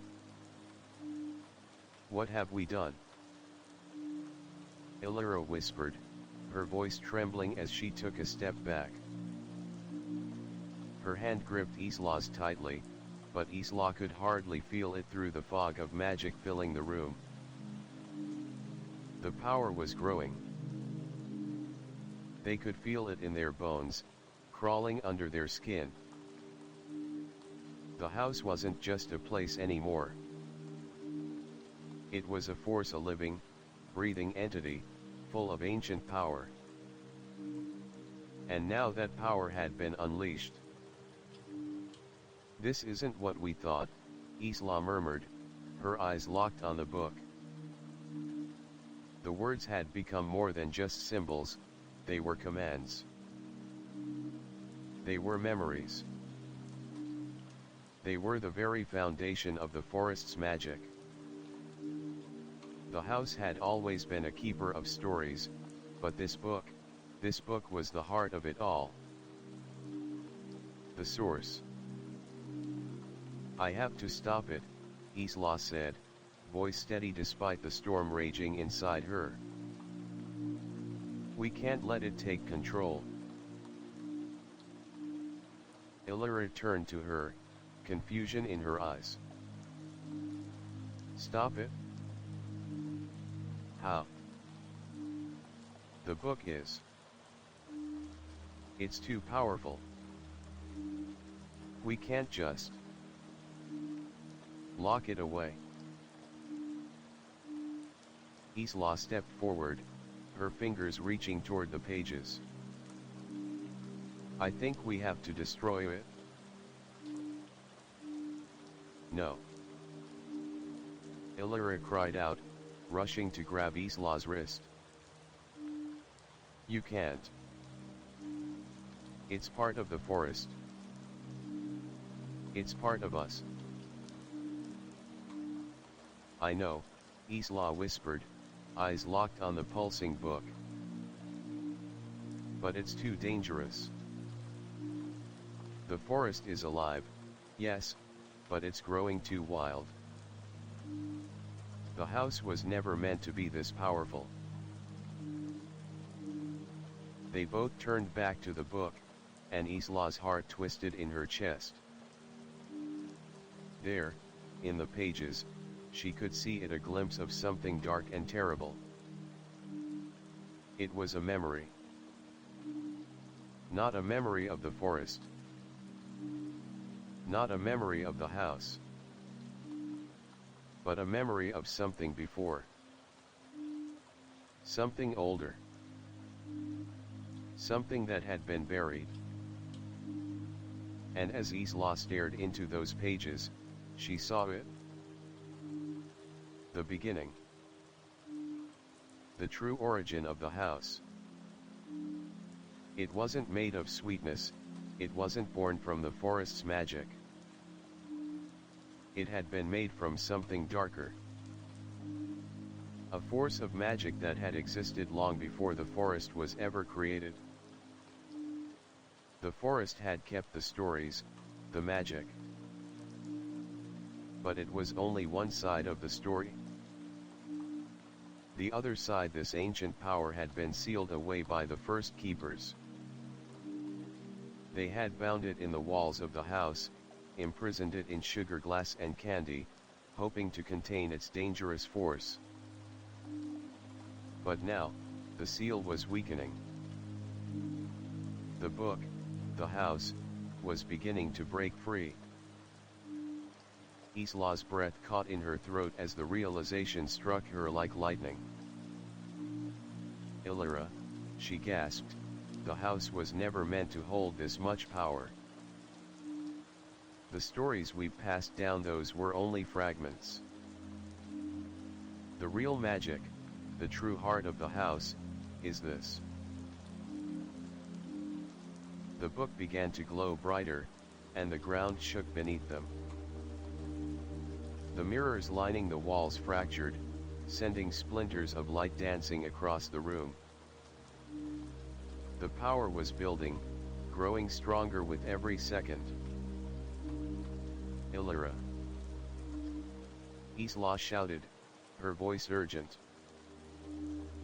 We have to stop it before it consumes everything. Illyra's face was pale, her hands trembling as she reached for Isla's arm. I don't understand. What do you want me to do? Isla turned back to the book, her mind racing. She could feel it. The power was beckoning her. She had always known there was more to the house than just the stories. But this was something she wasn't ready for. No one could be. I don't know if we can destroy it, Isla said, eyes locked on the book. But we have to try. We have to close it. We can't let it open the way it wants to. Illyra took a deep breath and stepped forward. Then let's do it. They both moved to the pedestal, each taking a side of the book. As they reached for it, the house seemed to groan, the walls shifting, the air thick with magic. The shard in Isla's pocket began to pulse, and she felt the pull of the house deep inside her chest. It was alive, calling to her. Hold on tight, Isla said, her voice trembling. They both gripped the book tightly, their hands burning with the force emanating from it. The pages turned violently, each one ripping free from the binding as if the book itself was trying to escape. But they held on. They had to. And then, with a final, guttural scream from the house, everything stopped. The room went still. The book was silent. And the house was no longer alive. Isla let out a breath she hadn't realized she'd been holding. The air was heavy with the aftermath of their actions, and the weight of the house, its presence was gone. Illyra, Isla whispered, her voice barely audible. Illyra stepped back, her face pale, her hands shaking. Did we do it? Isla nodded, her heart still racing. I think we did. But the power, it's still here. It's always been here. And it's going to keep calling. The two of them stood in the silence, the air thick with the remnants of the magic they had just unleashed. Now what? Illyra asked, her voice hoarse. Isla looked around the room, the walls now empty, no longer glowing with magic. Now we remember, she said softly. We tell the stories. We make sure they don't forget again. But deep down, Isla knew that it wasn't just the house that had changed. It was everything. The stories, the memories, the magic, it was all different now. The house had been a keeper, a protector. But now, it was something more. Something wild, something ancient. And it would never be the same. Isla and Illyra turned toward the door. The forest was waiting, just beyond the threshold. The next chapter had already begun. The next story was already unfolding.